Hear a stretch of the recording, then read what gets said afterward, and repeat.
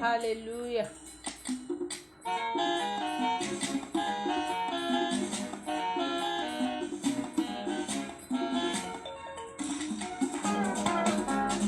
This is the day that the Lord has made. We will rejoice and be glad in it. This is the day that the Lord has made. Hallelujah. This is the day that the Lord has made. We will rejoice and be glad in it. This is the day that the Lord has made.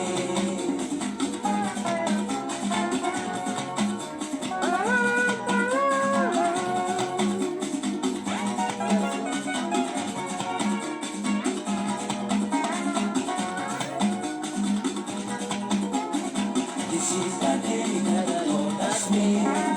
We will rejoice and be glad in it. This is the day that the Lord has made. Afọ́pẹ́ fọ́lọ́run lọ́kàn àti lóhùn wa. Ẹni ṣohun yánu fún ẹni tàráyé yọ. Àtàwà lọ́mọ́wọ́ òun náà ló ń tọ́jú wa. Ó sì fẹ́ bu ìfẹ́ ṣètọ́jú wa síbẹ̀. Hallelujah. Yes, so Brother Benson, God bless you. This is the day the Lord has made. Hallelujah.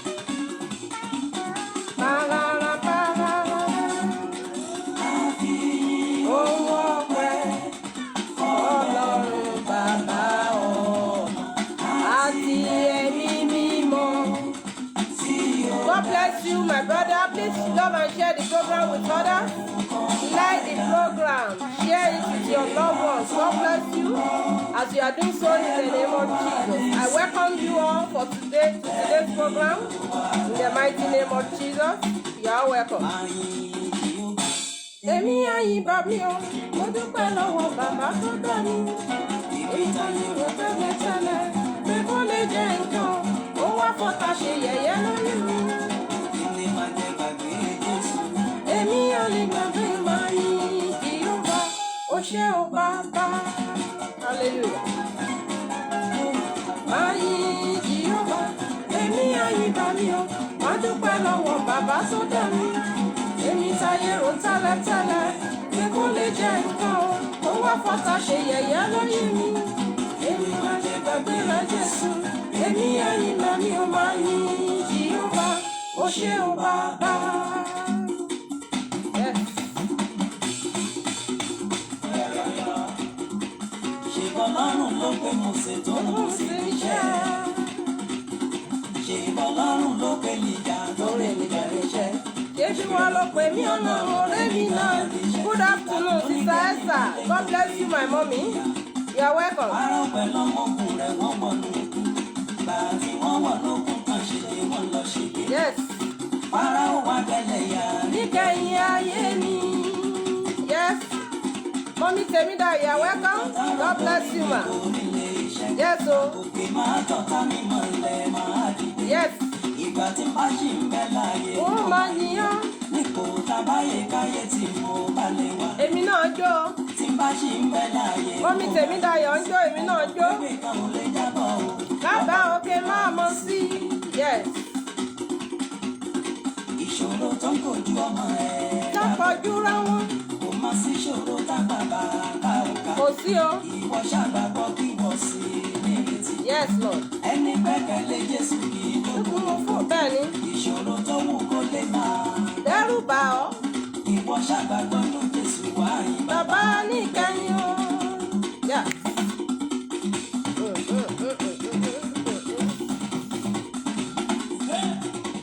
Ọdún ayọ̀ lọ́dún èyí o, ire mi dé. Ẹ bá mi yọ̀ mo yege. Ọdún ayọ̀ lọ́dún èyí o. Ire mi dé. Ẹ bá mi yọ̀ mo yege. Ọdún yìí ni mo ṣorí ire. Jọ máa claim ẹ̀, èmi náà claim ẹ̀, mo mo ṣe oríire lọ́dún yìí. Yes. Ohun táyé rò pé kò ní ṣe é ṣe o. Ẹ bá mi yọ̀ mo yege. Ẹ bá mi yọ̀ Ọlọ́run ti ṣe kò mí o. Hallelujah. ẹ bá mi yọ̀ mo yege. Mo kúrò lẹ́gbẹ́ àpamọ́ Mo lọ láyà o. Yes. ẹ bá mi yọ̀ mo yege. Aráyé ẹ bá mi yọ̀ mọ́ lọ́kọ̀. Ẹ bá mi yọ̀ mo yege. Jọ̀ọ́ bá mi yọ̀ o. Ẹ bá mi yọ̀ mọ́ ti tọ́lọ́mọ. Ìrèmídé. Ẹ bá mi yọ̀ mo yege. Ìyá ọmọ àtọmọ ṣoríire o. Hallelujah. Ẹ bá mi yọ̀. Ògo ògo ògo ògo. Hallelujah. Nǹkan tí mo ṣe ṣe. God bless you, mommy. Èmi náà rọkọ̀ tuntun o. I claim it in Jesus' name. Àdúrà o. Mo kọ́ ilé tuntun lórúkọ Jésù. Ìwọ náà kọ́ o. Àníkún owó Àníkún ọmọ o. Ẹ bá mi yọ̀ mo yege. ọjọ́ ìbí ọdún èyí ṣe é ṣe o. Ìrèmídé. Ẹ bá mi yọ̀ yege. Bàbá Thank you, mommy. Okay, God bless you. Yes, Lord. ọdún ayọ̀ lọ́dún yìí o. Ìrèmídé. Ọdún ayọ̀, ọdún ìdùnnú, ọdún àlàáfíà là ń ṣe lọ́wọ́lọ́wọ́ yìí o. Yes.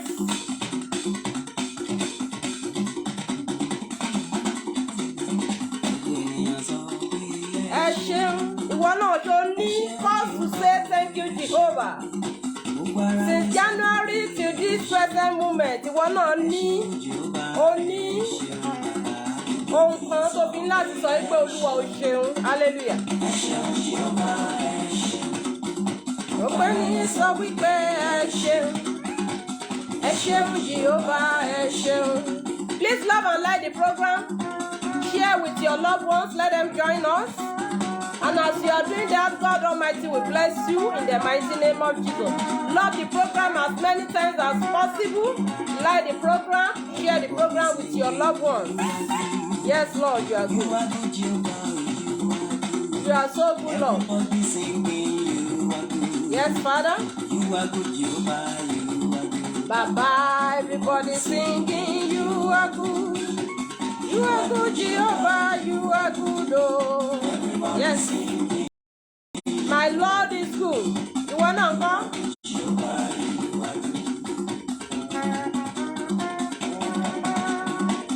You are good, Jehovah, you are good, yes.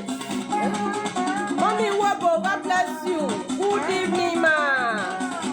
Ẹ kú ọjọ́ mẹ́ta o.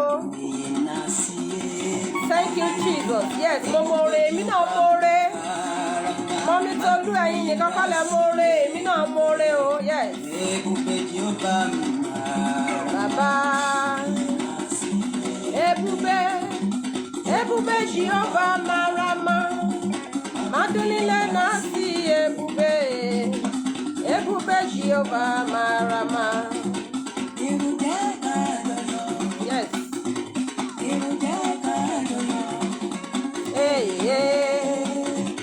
Ọjọ́ ayọ̀ wa ti kó èrò, jẹ́ ká jọyọ̀. Hallelujah.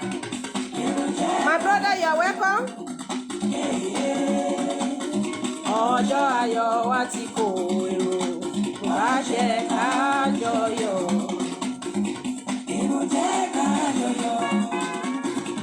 Èrò jẹ́ ká jọyọ̀. Ọjọ́ ayọ̀ wa ti kó èrò, jẹ́ ká jọyọ̀.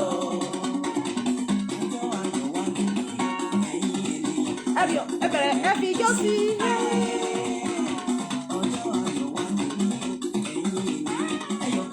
Ẹ fi ijó sí o.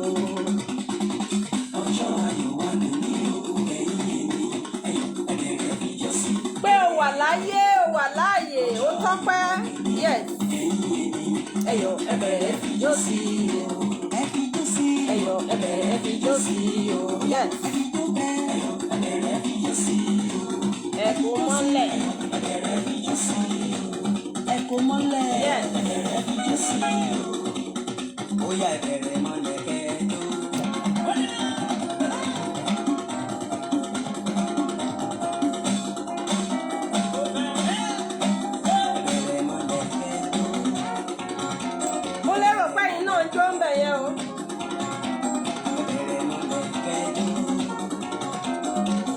Jésù dáadáa. Yes. Jíjó Jésù dáadáa.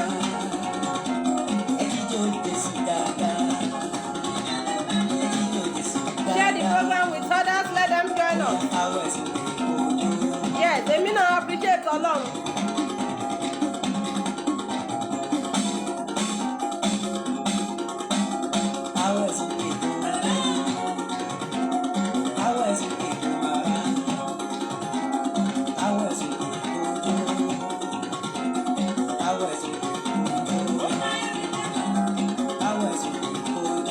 Èmi fi jó dúpẹ́ lọ́wọ́ Ọlọ́run mi ni o, ìwọ náà kọ́.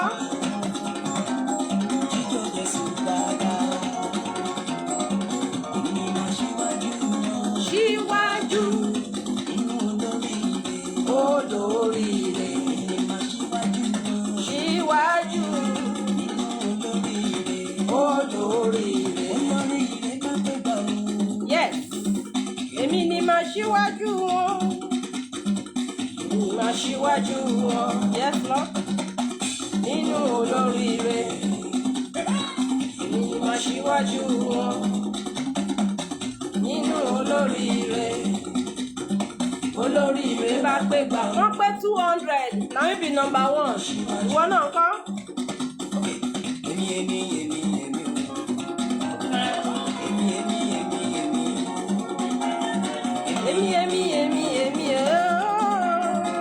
Èmi aṣíwájú wọn. Olóríire bá pé gbà. Olúṣọlá máa wà níwájú. À ń pè tèmi dire ẹ́. Èmi ni màá ṣíwájú wọn. Èmi ọ́. Èmi ní èmi ẹ́. Èmi ọ́. Èmi ẹ́.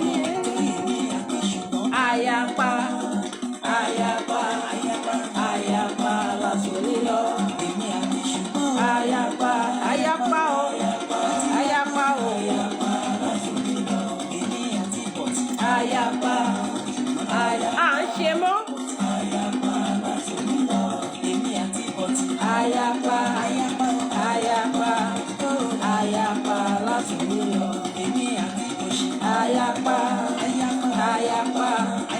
Àyàpá lásòrí lọ. Àyàpá. Àyàpá lásòrí lọ. Àyàpá. Àyàpá lásòrí lọ. Àyàpá. Àyàpá lásòrí lọ. Àyàpá. Yes. Àyàpá lásòrí lọ. Àyàpá. Ìwọ náà kọ́. Àyàpá lásòrí lọ.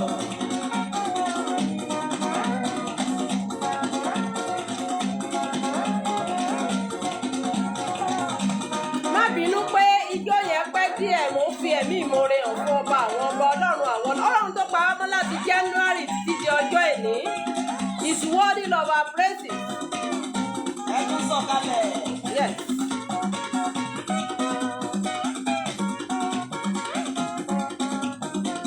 Please share the program with others. Ó ti gbójú ọwọ́ mi lọ. Yes. Ó ti gbójú ọwọ́ mi lọ. Èwo lẹ́wà, èwo lẹ́wà, ọmọ ilé ológo. Yes. Ó ti gbójú ọwọ́ mi lọ. Hallelujah. Ó ti gbójú ọwọ́ mi lọ. Èwo lẹ́wà, ọmọ ilé ológo. Yes. Ọmọdé yìí ẹ̀yin Jésù. Ẹ̀yin Jésù.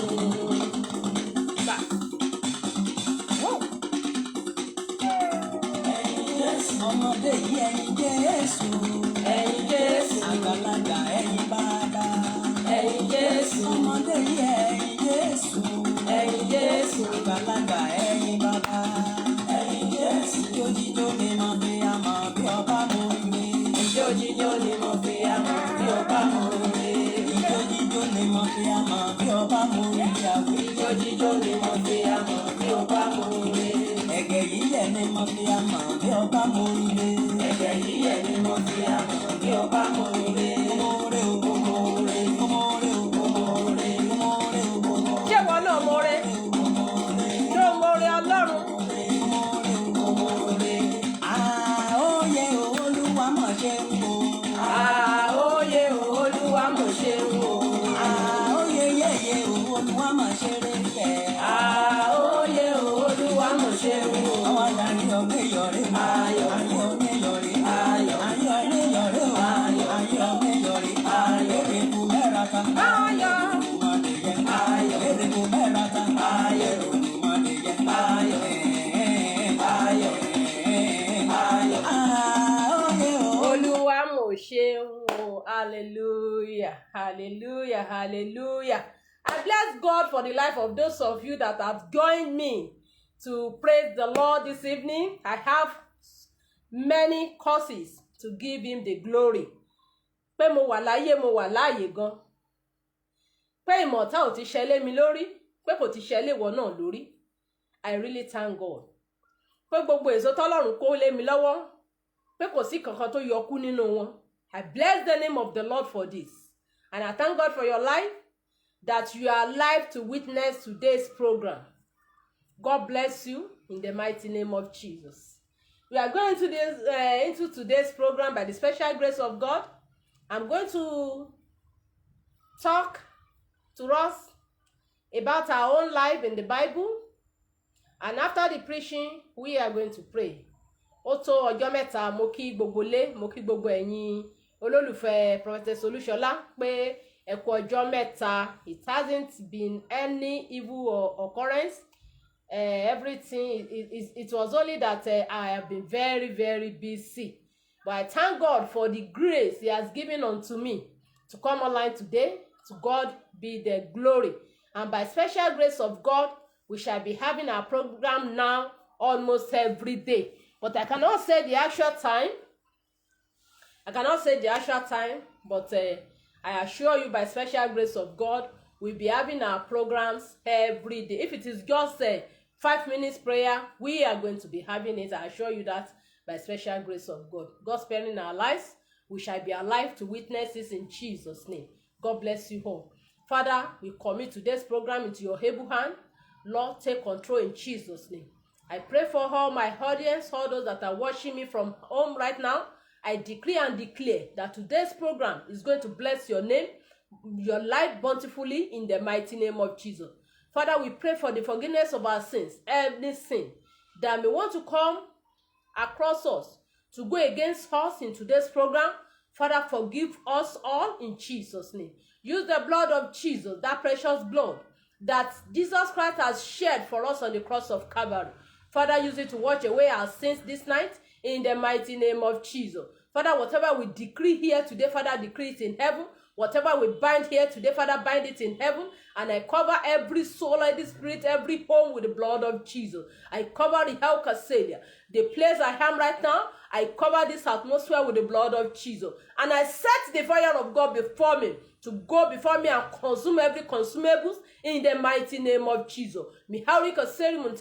I decree and declare that is there anybody, anywhere, or any gathering that is against this program today, I set the fire of God upon them right now. Holy Ghost fire, destroy them in the name of Jesus. Or every power they want to militate against you from receiving your whole miracle tonight, I decree and declare them dead now in the mighty name of Jesus. I set Holy Ghost fire into their abode. Holy Ghost fire, destroy them in the name of Jesus. I call upon the Spirit of God Almighty. Holy Spirit, descend now.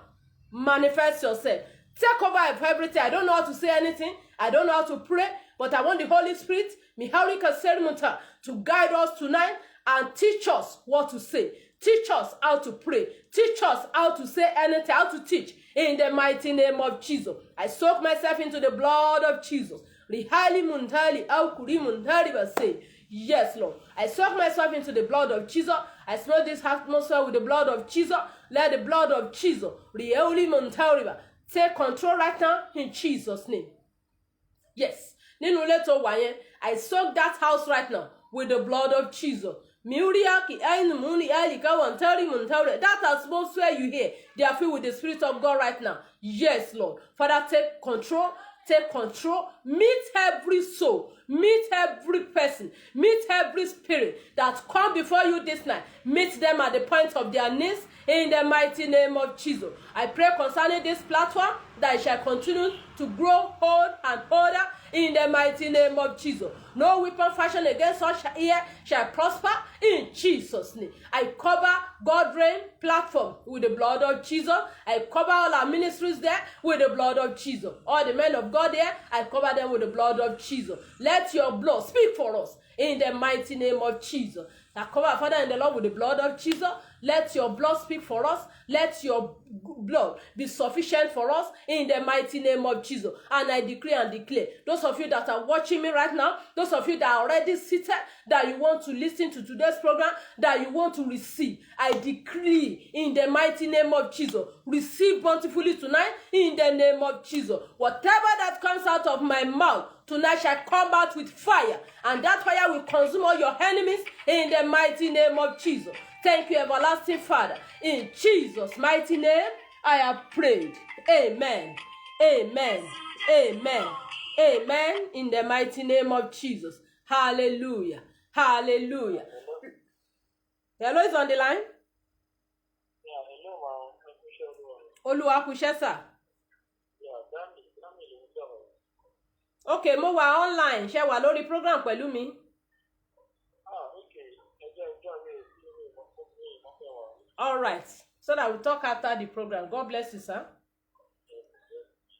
Praise the Lord. Hallelujah. Hallelujah. I welcome you all to today's program in the mighty name of Jesus.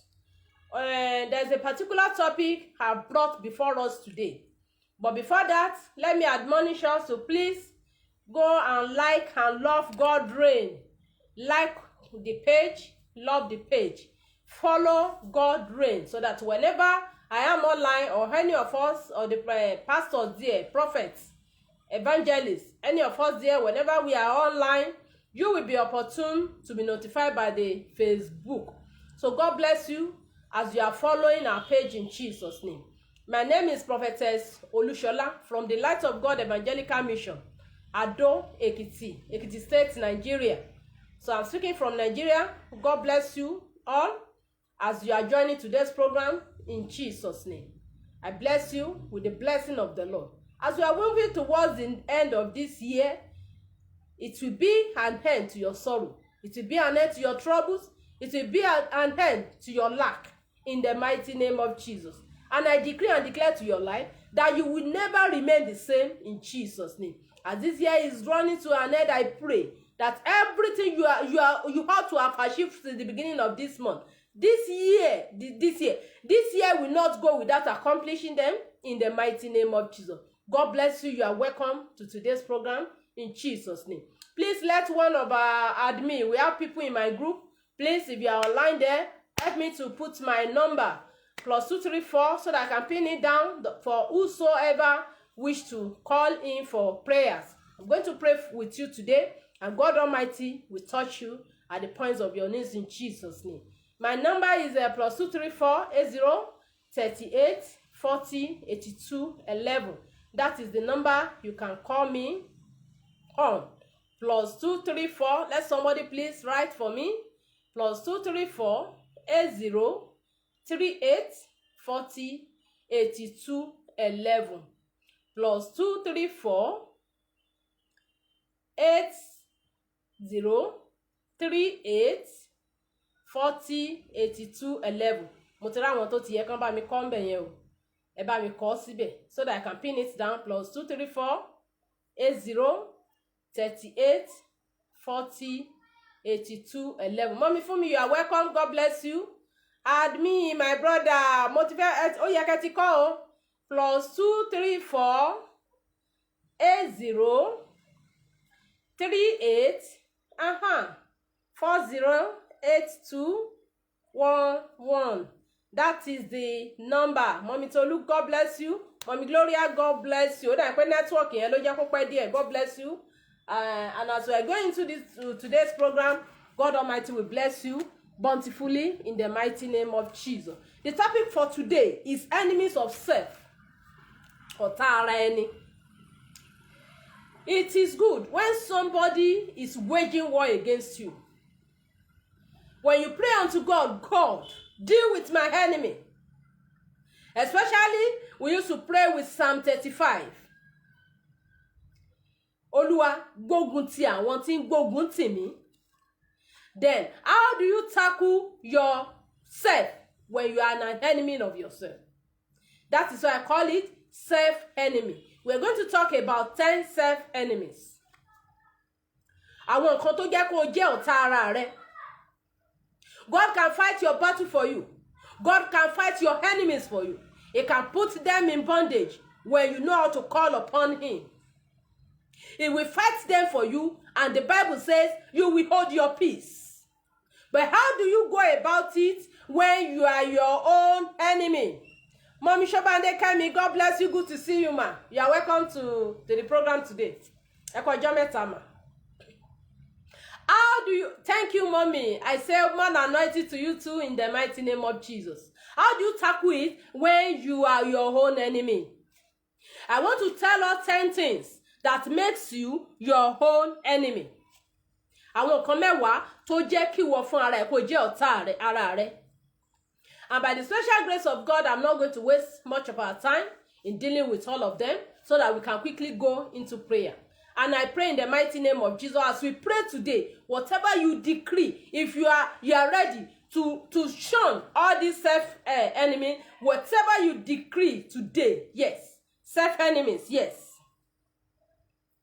Whatever we decree today concerning you will surely come to pass in Jesus' name. God bless you all. The first self-enemy I want to talk about is the spirit of fear. Ìbẹ̀rù bójó.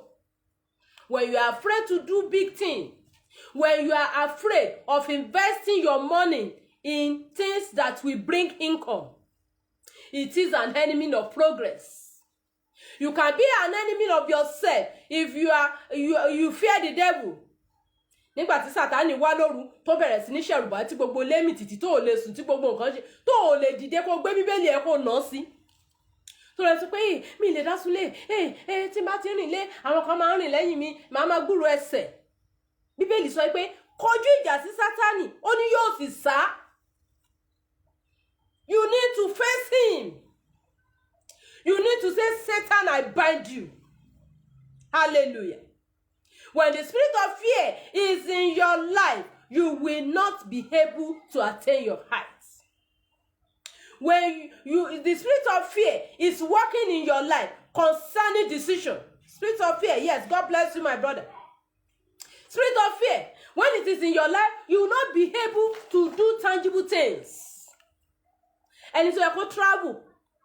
Bóyá kó lọ ṣe business àbí kó lọ ṣe nǹkan tó reasonable. Bóyá ibi tó bá travel lọ yẹn, bóyá ibẹ̀ ló ti máa ríre gbà. Alẹ́rù ń bà òun ò lè wá l'accident. When you have your mouth, when you have been powered with authority on your tongue to decree that you will go in peace and come back in peace.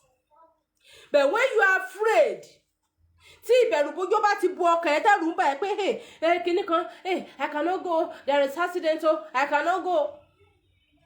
Even there was a time tí kidnapping gba gbogbo ògbóró. Tó ẹ́ pọ̀ ọ̀nà tá à ń gbà lọ sí Èkó ibẹ̀ yẹn gangan ni target wọn. I put my mind together. Since tó ẹ́ pé I must go to Lagos those times. Mo fi ẹ̀mí ìgboyà mo fi sọ bá Ọlọ́run sọ Olúwa should I go? You say go tó bá ti ní kó lọ tó bá ti débi tán ti ń gbé àwọn èèyàn tán fi ń dá mọ́tò dúró yẹn báyìí bá ti wà nínú ẹ̀ máa sọ pé Olúwa yọ ìwọ náà máa ní ẹ̀mí ìgboyà. Ní ẹ̀mí ìgboyà. Olùṣọ́, good evening, sir. Amen. Ní ẹ̀mí ìgboyà to tackle with issues. Ọlọ́run ṣàṣọ ó ní òun kò fún wa ní ẹ̀mí ẹ̀rù. Ẹ̀mí ìsọdọmọ, ẹ̀mí ìgboyà, ẹ̀mí ìsọdọmọ. That is the only spirit. That is what the Lord has given unto you. Ìwọ náà wá lo ẹ̀mí ìsọdọmọ yẹn. Ó wá ṣàn Satan. Ó wá sọ fún Satan pé Satan, you are a liar. Hallelujah. We are going to look into the Bible. Matthew 8:26. Matthew 8:26. Let's go there. This thing is not trying to cooperate.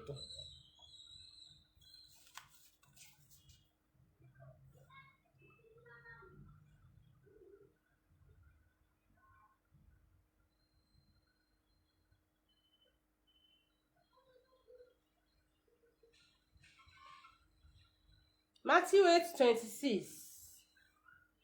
Ó kà báyìí ó ní ó sì wí fún wọn pé èé ṣe tí ẹ̀yin fi ṣe ojo bẹ́ẹ̀. Ẹ̀yin onígbàgbọ́ kékeré nígbà náà ni ó dìde ó sì bá afẹ́fẹ́ àti òkun wí ìdákẹ́rọ́rọ́ sì dé. God bless you ma. Matthew 8:26. Nígbà tí ìjì bẹ̀rẹ̀ sí ní jà lórí omi. Ó wá ní ẹ̀yin onígbàgbọ́ kékeré. Ǹjẹ́ ìgbàgbọ́ ẹ náà ṣó kéré? Ṣé Sátánì ló ń govern ayé ẹ? Tó bá ti gba ẹ̀mí ẹ̀rù nínú ayé ẹ, Satan is the one governing your life. Satan is the one ruling your life. Ó ní èé ṣe tí ẹ̀yin ṣe ojo bẹ́ẹ̀. Kí ló dé tó ń ṣe ojo? Kí ló dé tẹ́rù ń bà ẹ́ níbi tó ti yẹ kó sọ̀rọ̀? Why did you keep quiet? Níbi tó ti yẹ kó fi ẹ̀ ṣe mọ̀ pé ẹ̀mí ìgboyà ń gbà mí ìgan tíyàn bá ní níbi tó bá yẹ kó ti sọ̀rọ̀ tó bá ti ẹ̀mí ìgboyà sọ̀rọ̀ wọ́n á máa wò wípé irú ọ̀rọ̀ wo lẹ lè sọ wá ní ẹ má kojú ẹ o. Let me tell you something. Ìgbà kan náà èmi náà ti ń rìn nínú fear rí. Tẹ́rù bá máa bà mí àti sọ̀rọ̀. Then I was in bondage of Satan. Ìwọ náà má máa bẹ̀rù láti sọ. Where you are supposed to talk. Ẹni a ní ọ̀rọ̀ náà gbé sọnù wọn ní gbóhùn sọnù. But make sure you don't talk nonsense. When it is necessary to talk, admonish you to talk. When it is time for you to face the devil, face him. Ó ní èṣe tí ẹ̀yin fi ń ṣe ojo bẹ́ẹ̀ nígbà tí ìjì jà tán lè sọ pé gbé Jésù gbà wá ìwọ kòkò bí àwa tí ẹ ṣègbè rí kíní kan olùkọ́ni òun sùn. Hallelujah. Ó sì bá ìjì náà dẹ̀ dákẹ́. Mo dẹ̀ pa á láṣẹ ní àṣálẹ̀ lórúkọ Jésù. Gbogbo ẹni tí ìjì ń jà lọ́wọ́lọ́wọ́ lórúkọ Jésù mo pàṣẹ ìjì ó yá dákẹ́ jẹ́. That is my God for you. Call upon him and he will answer you.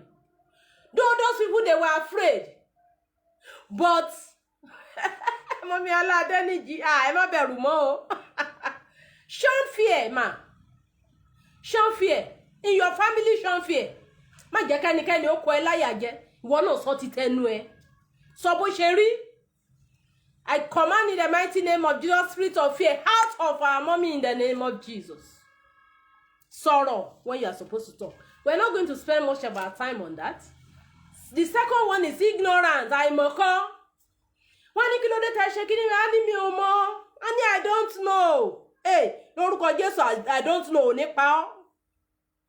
Mo ní mo pàṣẹ lórúkọ Jésù mi ò mọ̀ kò ní pa ọ́. Mommy Janet too. Don't fear, don't be afraid o. Ẹ jẹ́ ká ṣọ̀rọ̀ fear o láti ẹni ìlọ mo pa á láṣẹ. Gbogbo ẹ̀yin tí ẹ̀mí ẹ̀rù tó ń bá jà lórúkọ Jésù ọ̀run mú kúrò nínú ayé yín lónìí. In the mighty name of Jesus. Yes. You are delivered today.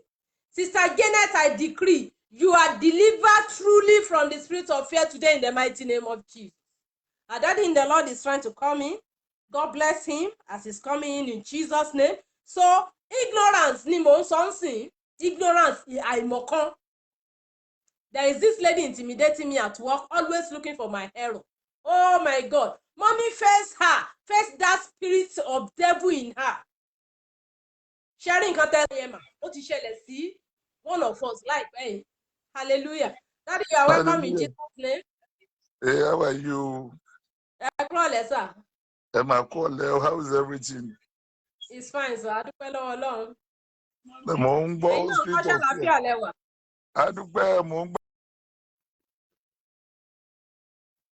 Network yẹn ò fẹ́ cooperate. Okay. But ṣe ti ń gbọ́ mi báyìí. Mo ti gbọ́ yín báyìí. Spirit of fear. Ẹ tó bá ní spirit of fear, kò kí ń ní àṣeyọrí. Bẹ́ẹ̀ni. And tó bá ní spirit of fear kò kí láṣeyọrí. Because life is all about risk. Yes. And life is all about taking risk. That's number one. Life is all about because ilé ayé tó gbogbo tó sọ̀rọ̀ gbogbo ilé ayé ìbẹ̀rù ni. But orí ọ̀fẹ́ náà la fi dànù ládé ní. Ẹ tó bá gbé ẹbí bẹ̀rù. Yeah, ẹ tó bá máa survive láyé láti take risk. Yes. But risk ẹ gbọ́dọ̀ wà in a positive way. Yes. Tó bá dé stage pé èèyàn kan ti ń ronú ṣé mo lè ṣe kí ni ó lè ní problem along the line. Ṣé mo sọ dáadáa? Bẹ́ẹ̀ni sà, you are spoken well sà. Àwọn èèyàn mi gan kí yín bẹ́ẹ̀ yẹn. Admin báwo ni Ayọ̀ Ewa Ṣóbándé Kẹ́mi pè mú bẹ́ẹ̀ sọ̀rọ̀. Ṣóbándé pè mú bẹ́ẹ̀ sọ àwọn ọ̀rọ̀ kan so pè mí tí bá ti kó lórí program ó pè mí. Rama, yeah, so I think the major thing in life is this. Gbogbo ẹni tó survive lé ní iná. He has to go with them. We have to get out of fear. Have to get out of fear. But look, mo bẹ̀rù wàá kú. Mo take risk wàá kú. Oye kúkú take risk kò má bàa kú. Tó bá dẹ̀ wá take tó bá kú well so be it. Tó bá dẹ̀ kú well it's all right. So there's no crime. If we don't take risk, but then to bá ń bẹ̀rù kì í lè survive. And go and look at àwọn tó máa ń sábà complain. Òun bá ti tó rí tẹnu pọ̀ jù kò sí. Òun bá ti rí báyìí rí. Àwọn ọkọ ló gbógun tòun. Àwọn ìyálé ilé ọ̀kan. Àwọn àjẹ́ nǹkan. Gẹ́gẹ́ bí ọ̀rọ̀ tí mo ń gbọ́ bọ̀ láti ẹ̀kọ́ yẹn nǹkan tá àjẹfẹ́ máa gbọ́ ni ẹ pé èèyàn kan ń bẹ̀rù òun. Bẹ́ẹ̀ni. Ohun tí oṣù fẹ́ máa gbọ́ ni ẹ pé èèyàn kan ń bẹ̀rù òun. But when you push yourself tó care, you know, tó dẹ̀sí push ara ẹ nínú system ẹ tó care, then you get there. Bẹ́ẹ̀ni. Wọ́n pẹ̀lú ní wọ́n fi ṣe program lẹ́yìn náà, you get there. Ẹ̀mí ìbẹ̀rù ló jẹ́ kẹ́lómi ìṣòrírí lọ́dún yìí. Bẹ́ẹ̀ni o. Ẹ̀mí ìbẹ̀rù tí bá ṣe báyìí ẹ̀mí ìbẹ̀rù ló jẹ́ kí wọ́n survive ẹlòmíì ò survive lọ́dún. Because ìbẹ̀rù bá ti wọnú ayé èèyàn jù. Tí ìbẹ̀rù bá ti wọnú ayé èèyàn jù. Ibi táwọn tó take risk tó survive. Má complain lórí wọn, má bú wọn. Ìwọ ló níbẹ̀rù, ìwọ ló lójú, ìwọ lọmọ tó bí ire láti lé ire. Kò sẹ́ni tó ṣe àṣeyọrí láyé yìí. Kò sẹ́ni tó ṣe àṣeyọrí láyé yìí tí ó take risk. Àwọn politician tá à ń sọ nípa politician wọ̀nyí, tá à ń sọ politician. Ó dàbí Lagos State irú ṣe wà yẹn kí n fi yẹn ṣe big sample. Lagos State is APC state ni. Gbogbo èèyàn dẹ̀ ti ní àwọn APC ti ní grand ẹ̀ lẹ́kọ̀ọ́. Tí ẹni governor kan tẹ́lẹ̀ máa fẹ́ take risk, á lóun fẹ́ lọ sí PDP, ẹlòmíà lóun fẹ́ lọ sí AD. Nǹkan tó kọ́ wá sí mind náà nípa àwọn máa survive, àwọn máa overcome. Wọn ò gbọ́dọ̀ nífẹ̀ẹ́ pé APC ló ń rule. So the more tí wọn bá ti sọ pé APC nǹkan tó kàn ní strategy, and that is exactly the life ṣe rí nìyẹn. PDP ló ń rule Nigeria tẹ́lẹ̀, ọgbà tí ẹni tó mọ strategy ṣe APC bẹ́ẹ̀ sì ń rule. Tẹ́kun wọn bẹ̀rù ní pé àwọn mighty people àwọn bí lágbára ju wọn ní débi tó dé yìí. And it is just like that for every human being. You must take a risk. Ṣé ìsọ pé ìjọba Ọlọ́run ó di àfagbára wà àwọn alágbára ló lè fi ipá gbà á? Ìjọba Ọlọ́run ní kọ́kọ́ ìjọba ayé gan. Ìjọba Ọlọ́run ní kọ́kọ́ ìjọba ayé gan. ìjọba ayé look anybody láyé yìí tó bá máa di nǹkan ó máa bá tù láìfọ ẹ̀ ní. ìsádà kò fi ra jìyà ìsádà kò má fi ra jìyà kó kọ̀ lo ìmọ̀ kékeré tọ́lọ́run fún. mò ń kánsẹ̀lì ẹnìkan ní àárọ̀ yìí ó ti méèkì burúkú owó rí bọ̀ nísìnyí kò méèkì owó mọ́. mo wá ṣàlàyé nǹkan tó kọ̀ sí ẹ̀ fún mo wá sọ bó ṣe máa lọ. mo wá sọ fún pé wá o state wá wà nsìn má ronú pípọ̀ mọ́ kó fẹ́ wá nǹkan tó tóbi wá nǹkan kékeré máa padà di ńlá. bẹ́ẹ̀ni. nǹkan kékeré yẹn ó máa padà di tó má ronú mo ń láti ilé mi tí mo ti tà mo ń láti wá bóyá máa rà má tiẹ̀ ronú bẹ́ẹ̀. lọ́bẹ̀ láti yàrá kan kò dẹ̀ á máa ṣètò wá bounce back. ẹni tó risk omi ipò ṣubú ẹni tó ṣubú sọ́dọ̀ ẹni tó risk nǹkan tó fail kò mí ipò fail ó máa kẹ́kọ̀ọ́ nínú ẹ̀ ni kò ní ipò fail kò fail ẹni tó bá ṣubú ò ṣubú. nǹkan tí ìṣubú máa ń jẹ́ kíyàn mọ̀ ni ó máa ń jẹ́ kíyàn tú ẹrù ẹ̀ dí láti dìde. kíyàn máa tú ẹrù dì yá. ẹni tí ó kẹ́rù sórí ẹni tó gbé ẹrù sórí tó wá ṣubú pẹ̀lú ẹ̀ torí kò sí èèyàn tí ò ń gbẹ́rù sórí either psychology or physical either spiritual psychology or physical èèyàn máa ń gbẹ́rù sórí tó bá wá ṣubú pẹ̀lú ẹ̀ má sọ pé o ṣubú bí gbogbo ayé bá sọ pé because ìbẹ̀rù yẹn ẹlòmíì lè bẹ̀rù pé òun ti ṣubú kó má lè dìde mọ́ láéláé. bẹ́ẹ̀ni o bẹ́ẹ̀ni. ẹlòmíì lè ṣubú kó má lè dìde mọ́ o. ohun tó ń bọ̀ láyé o láti gbé ìbẹ̀rù yẹn kó lára pátápátá kó tó ẹrù ẹ̀ dì. no fear of unknown bẹ̀rù nǹkan téèyàn ò mọ̀. kó dẹ̀ ra mọ ohun tó fẹ́ ṣe kó dẹ̀ ra máa tọrọ ẹ̀ díẹ̀ ó máa padà bounce back. ṣùgbọ́n ọ̀nà tó gbà ṣubú ń jọ yẹn ló gbọ́dọ̀ bẹ̀rù ẹ̀. ọ̀nà tó gbà ṣubú ń jọ yẹn ó gbọ́dọ̀ bẹ̀rù ẹ̀ ọ̀nà tó gbà ṣubú. ọ̀nà tó gbà ṣubú yẹn ó gbọ́dọ̀ bẹ̀rù ẹ̀. ó wá gbọ́dọ̀ wá jókòó sí i kó wá mọ́ ọ̀nà tuntun tọ̀. nígbà tó bá máa wá já sí ọ̀nà òwe àsọ pé báwo ló ṣe ìbára bó ti ṣubú ni.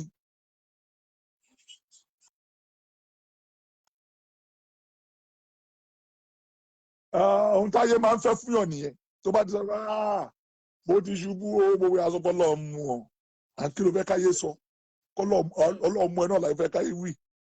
bẹ́ẹ̀ni. wọ́n á ní ṣòun nìkan ni. nígbà tó gún bá dé nìyẹn ìwọ ló wá gbọ́dọ̀ bẹ̀rù àti dìde padà. ìwọ ló gbọ́dọ̀ bẹ̀rù àti dìde padà. ìbẹ̀rù tí wọ́n bá ti bẹ̀rù jù èèyàn ò lè ẹ̀bà dìde mọ́. téèyàn bá ti bẹ̀rù jù ò lè dìde mọ́. ẹlòmíì kú nítorí ẹ̀rù bíbà ẹ̀rù ti bà jù òun ti kú ó ǹdọ́ta fẹ́ kó sọ náà nìyẹn. tẹ́mi bá sì wà lọ́kùn ẹ̀ mi ò kú òun dìde padà ó máa dìde padà. bẹ́ẹ̀ni. mi ò kú even kó jẹ́ look mo máa sọ kó jẹ́ pé gbogbo yàn kó jẹ́ wípé gbogbo èèyàn. Are you with me? Yes, sir. Kó jẹ́ gbogbo èèyàn látòkè sílẹ̀ ló against ẹ ìwọ ò gbọ́dọ̀ against ara ẹ. bẹ́ẹ̀ni o. ìyá ọgbọ́n ni ó sọ kó jẹ́ gbogbo ayé ló against ẹ̀ wò gbọ́dọ̀ against ara ẹ̀. ọkọ̀ tó ń wà yẹn tí ò bá tẹ̀ kí n ṣojú ọ̀nà fọkọ̀ ẹ balẹ̀ o máa tó wà lójú ọ̀nà. Exactly, sir. òun ló jẹ́ pé mo máa ń tọ́ láti sọ fáwọn èèyàn pé kọ́ máa ronú. Look, I always give hope anyway. Kọ́ máa ever ronú wípé nǹkan ò lè ever work mọ́ fáwọn.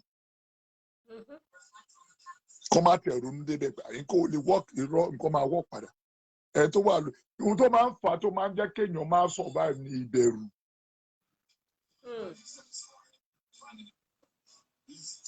Tàbí nǹkan tó mọ̀ ọ́ ṣe tẹ́lẹ̀ tó wà ló fẹ́ sáko ń bẹ̀.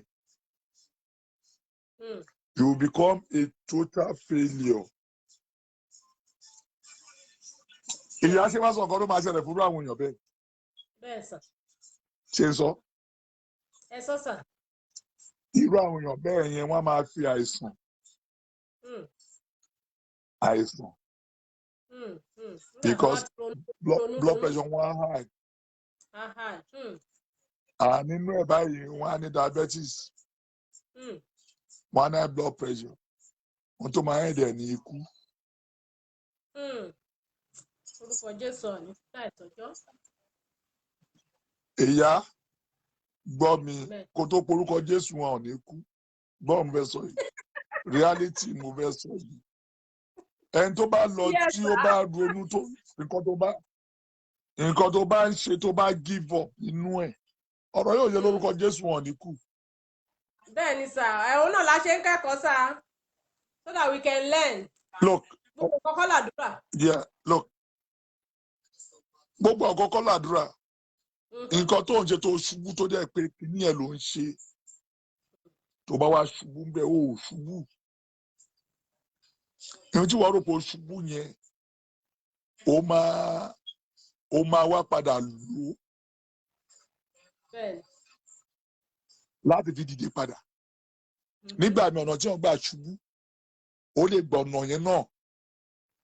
Ó gbà á dìde. Láti dìde padà. Ṣùgbọ́n tó bá ti lọ di pé sọ pé ó ti sú mi jàre mi ò ṣe mọ́. Kò wá ní sí tó máa ṣe. Bẹ́ẹ̀ni.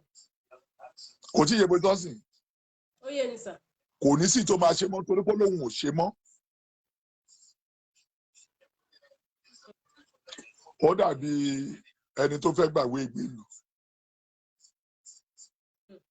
Very simple idea. Ó fẹ́ gbàwé ìgbélú ayé ìgbélú. Yes. Ó wá lọ fún interview wọn wá fún níwèé ìgbélú.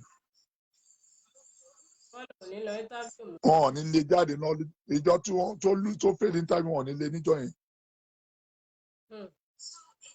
Wọ́n sì fàyè lẹ̀ pé o lè appeal. Wọn ò ní kó má ṣiṣẹ́ mọ́ nílùú. Má wàá ronú pé that's the end of because tó bá ní wọ́n ti fún mi ní pé wọ́n fẹ́ fún mi ìwé gbélé mo ti lose kó wá lóun padà sí Nàìjíríà wàá wá rí pé yàṣẹ fẹ́ bẹ̀rẹ̀. Yes, become a failure. Àwa dé Nàìjíríà àwọn tó ń pè é sista tó ń pè é bọ̀dá tẹ́lẹ̀ tó bá rí pé ò mú nǹkan kan dání wọ́n rí pé ìgbà tó padà ó wá ń complain ni. Àwọn máa larúkọ mọ́ ẹ lórí. Wàá gbọ́ Fẹ́mi báwo ni èwo ló ṣe ẹ̀ tó ń pè é bọ̀dá Fẹ́mi tẹ́lẹ̀ nìyẹn. Báwo ni ló ṣe? Nísìnyí ọ̀rọ̀ yẹn máa dùn ẹ́ nínú inú o ò ní rí solution sí because gbogbo gbogbo àwọn tó ń pè ẹ́ tó ń wú ẹ̀ bí èèyàn gbáǹgbà yẹn wọn ò ní wú ẹ̀ bí èèyàn mọ́. So ta ló jẹ̀bi? Nígbà tí wọ́n ti fún ẹ ní ìwé yẹn ó tiẹ̀ wá lè padà sí Nàìjíríà yẹn but with what? Bẹ́ẹ̀ ni ìgbà yẹn ló láti jókòó saving. Ìgbà ló láti máa ṣe oríṣiríṣi nǹkan tó dà tó bá tẹ̀ wá padà sí Nàìjíríà kò ní sógun mọ́. Wàá máa look life is all about keep on planning keep on strategizing keep on planning títí ọlọ́jọ́ máa fi dé. nínú ẹ̀ wàá gbádùn nínú ẹ̀ ò ní gbádùn but tó bá give up tó bá give up àwọn tó ń gbẹ ní bọ̀dá sísá wọn lárúkọ ọmọ ẹ lórí o á dẹ̀ dùn ẹ́ ìyá jẹ́ fi tèmi example. God bless you, sir. Ìrọ̀ ìyá jẹ́ fẹ́ sọ jẹ́ mo mọ̀ pé òun ẹ̀ kí n máa lọ jẹ́ kọ́ sáìpì lè example fún ẹ. Nígbà tí mo wà ní secondary school. Okay, sir. Má bínú ìyá máa take over kiri máa take over program mi sí. Rárá, mo enjoy ẹ̀ lọ́bẹ̀ sọ yẹn o. Nígbà tí mo wà ní secondary school. Okay, sir. Mo wà ní class 3. Are you with me? Yes, sir. And mo wá ṣèṣe senior so mo wà náà class 2, class 1. Mo máa wá ṣèṣe senior. Mi ò serious lórí education mi. Mo dín form body. Mo sọ̀rọ̀ ara mi nìyẹn. Mo dín form body fúnra mi. Tó bá sọ pé student tó burú jù mo wà nù wọ́n gbà ẹ́. A wá ṣe exam. Ìyá máa gbọ́ ọdún mo sọ yìí. Mo gbọ́ yín, sir. A ṣe exam. Mo wá fail.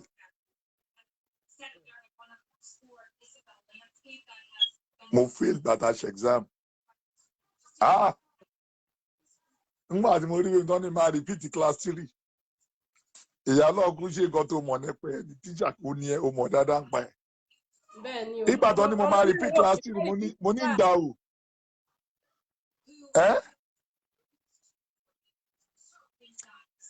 Ọmọléèwé ò ní fẹ́ repeat.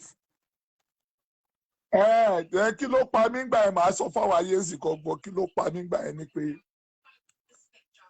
bàbá kan ó wà ní Ifẹ̀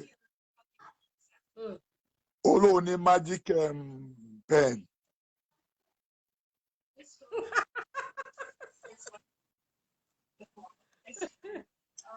Magic pen.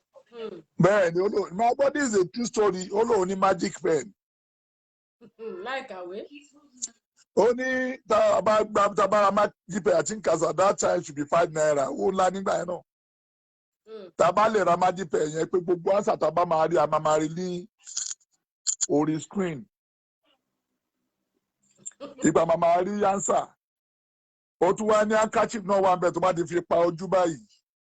A kàn clear wá ni wọ́n gbé wá. Wàá máa rí answer wá á dẹ̀ máa kó ẹ bóyá ìjọ mọ̀ pé tí wọ́n bá tó bá send question ABCDEF èyí tó bá jẹ́ bẹ́ẹ̀ òun ni. So mi ò wá bọ́dà láì mi láti kàwé mọ́. Mo wà mo ti lágbára. Àti rí agbára dání. Mo lọ ra kinní yẹn lọ́dọ̀ bàbá náà lọ́dún náà.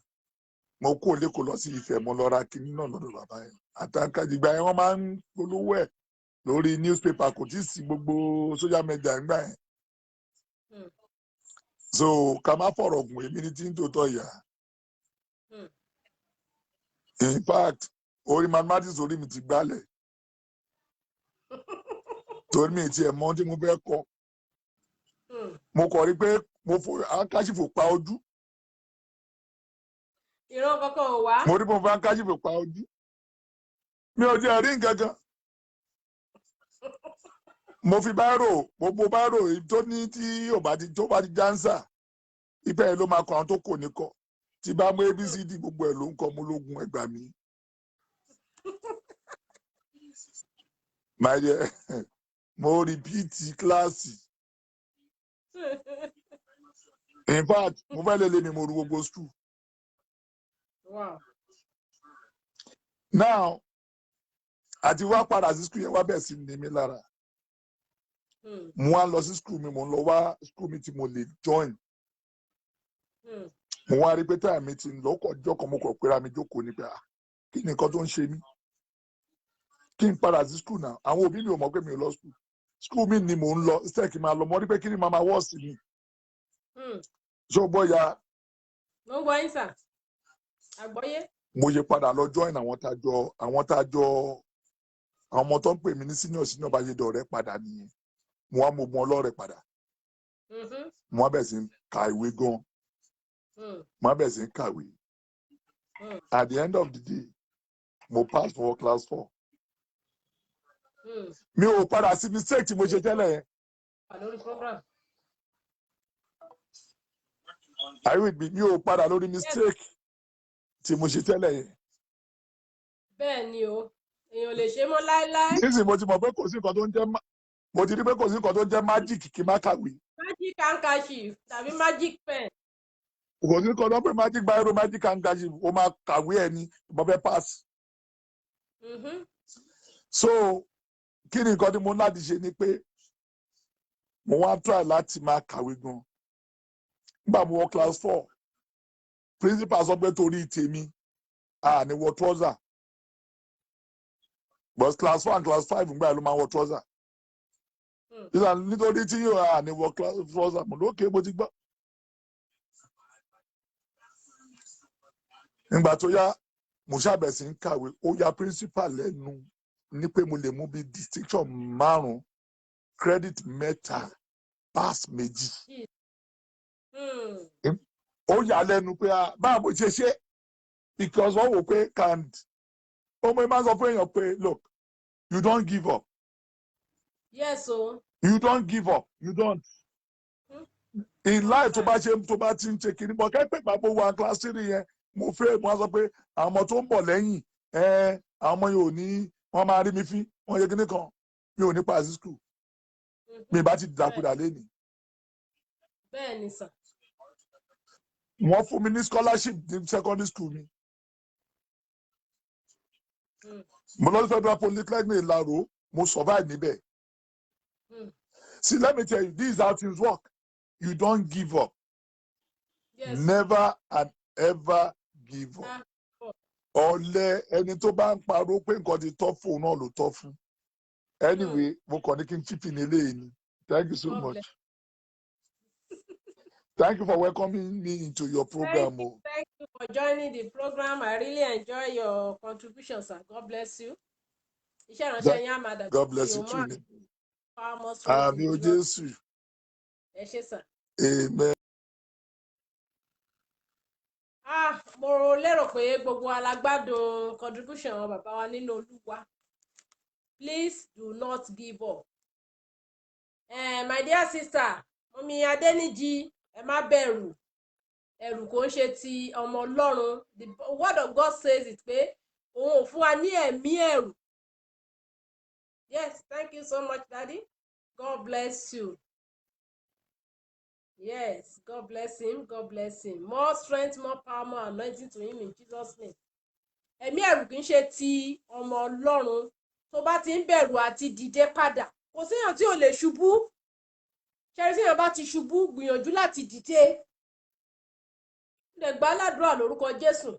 Bá ṣe gbọ́ ọ̀rọ̀ yẹn lónìí, ẹ̀mí tá ò fi dìde, tá ò fi ní dúró sí ibi tá ṣubú sí, Ọlọ́run yóò gbé wọ̀ wá. You need to pick up your courage. Be courageous. Nínú ìṣẹ̀lẹ̀ kí ìṣẹ̀lẹ̀ tí ìbá ṣẹlẹ̀, má bẹ̀rù to start all over. The story our father in the Lord has just said, in fact, ó bẹ̀ mí gan náà wí class 3, I repeated the class. If not for God, èmi ní ẹ̀rù wípé àwọn tá ti ẹ̀dẹ̀ tó wà ní body now so jẹ́ pé àǹtí làwọn junior wa ń pè wá.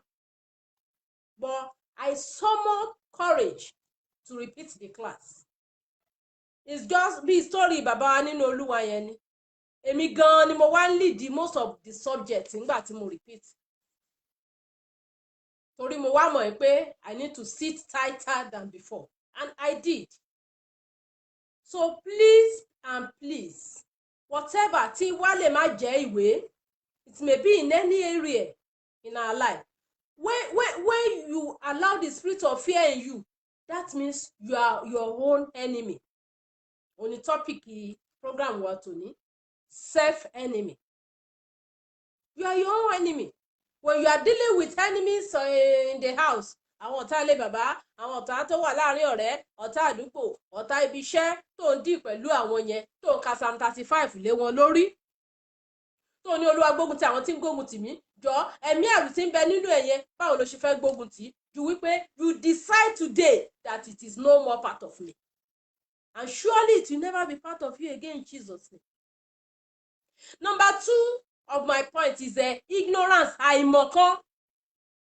Wọ́n ní kí ló dé tí kìnìún á ní àmì ò mọ̀. Please be cognizant of every event that is happening around you. Má ṣe jẹ́ kí àìmọ̀ kó ba ayé ẹ jẹ́. Look at the book of Leviticus chapter 4 verse 27. Leviticus. Bí ọ̀kan nínú àwọn ènìyàn ilẹ̀ náà bá fi àìmọ̀ ṣẹ̀ bàìmọ̀ṣẹ́ nígbà tí ó bá sì sọ nǹkan ṣe sí ọ̀kan nínú òfin Olúwa tí a kì í bá ṣe tí ó sì jẹ̀bi. Hallelujah. Tó o bá ṣe nǹkan tó sọ pé àìmọ̀ ni, o kò sọ pé kó má jìyà ẹ̀.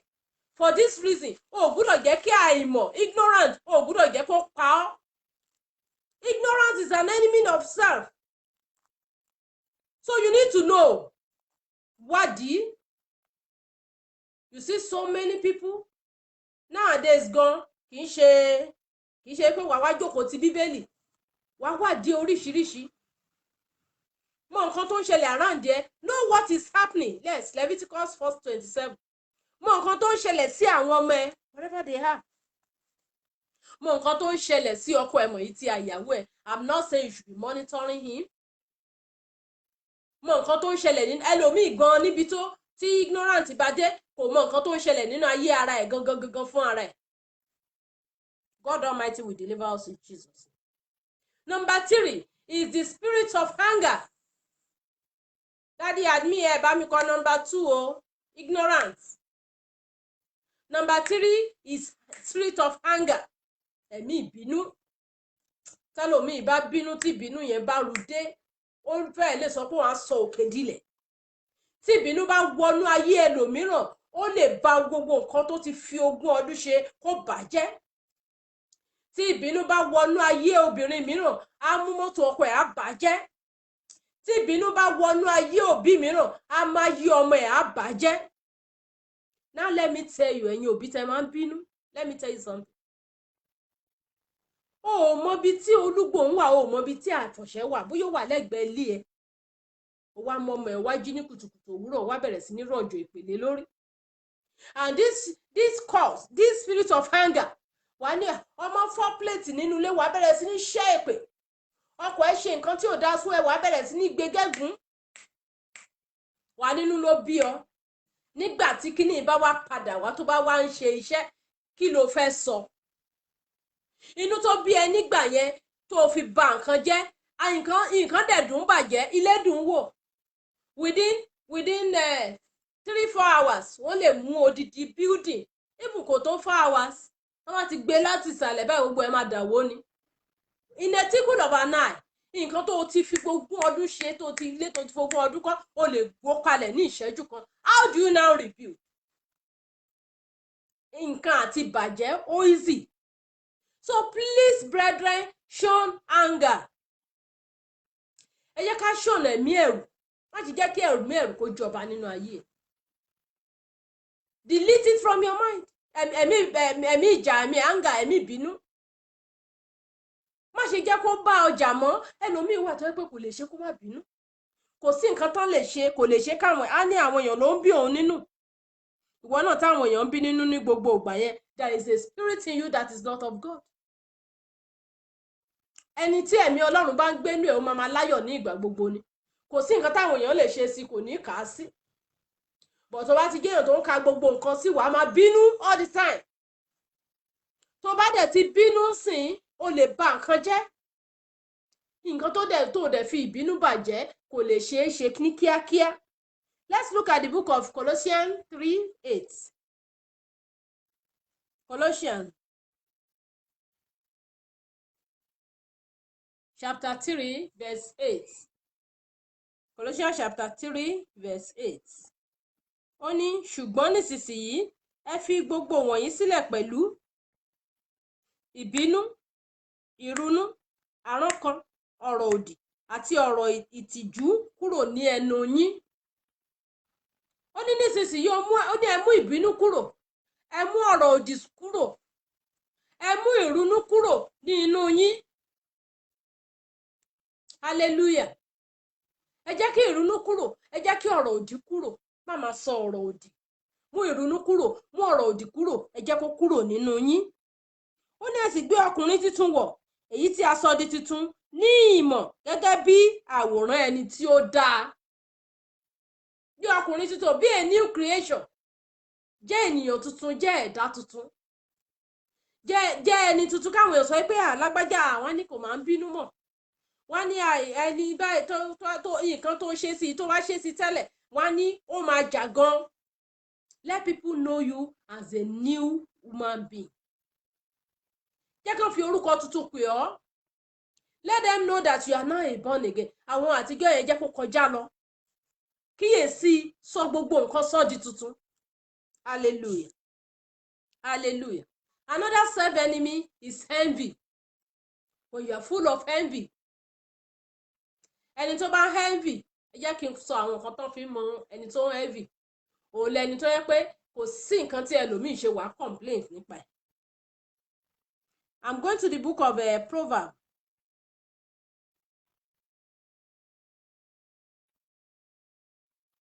Proverbs 3:31. Ìwé òwe orí kẹta ẹsẹ̀ ìkọkànlélọ́gbọ̀n. Yes. Proverbs 3:31.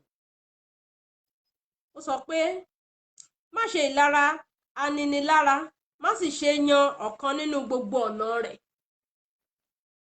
Hallelujah. Fi ìlara sílẹ̀.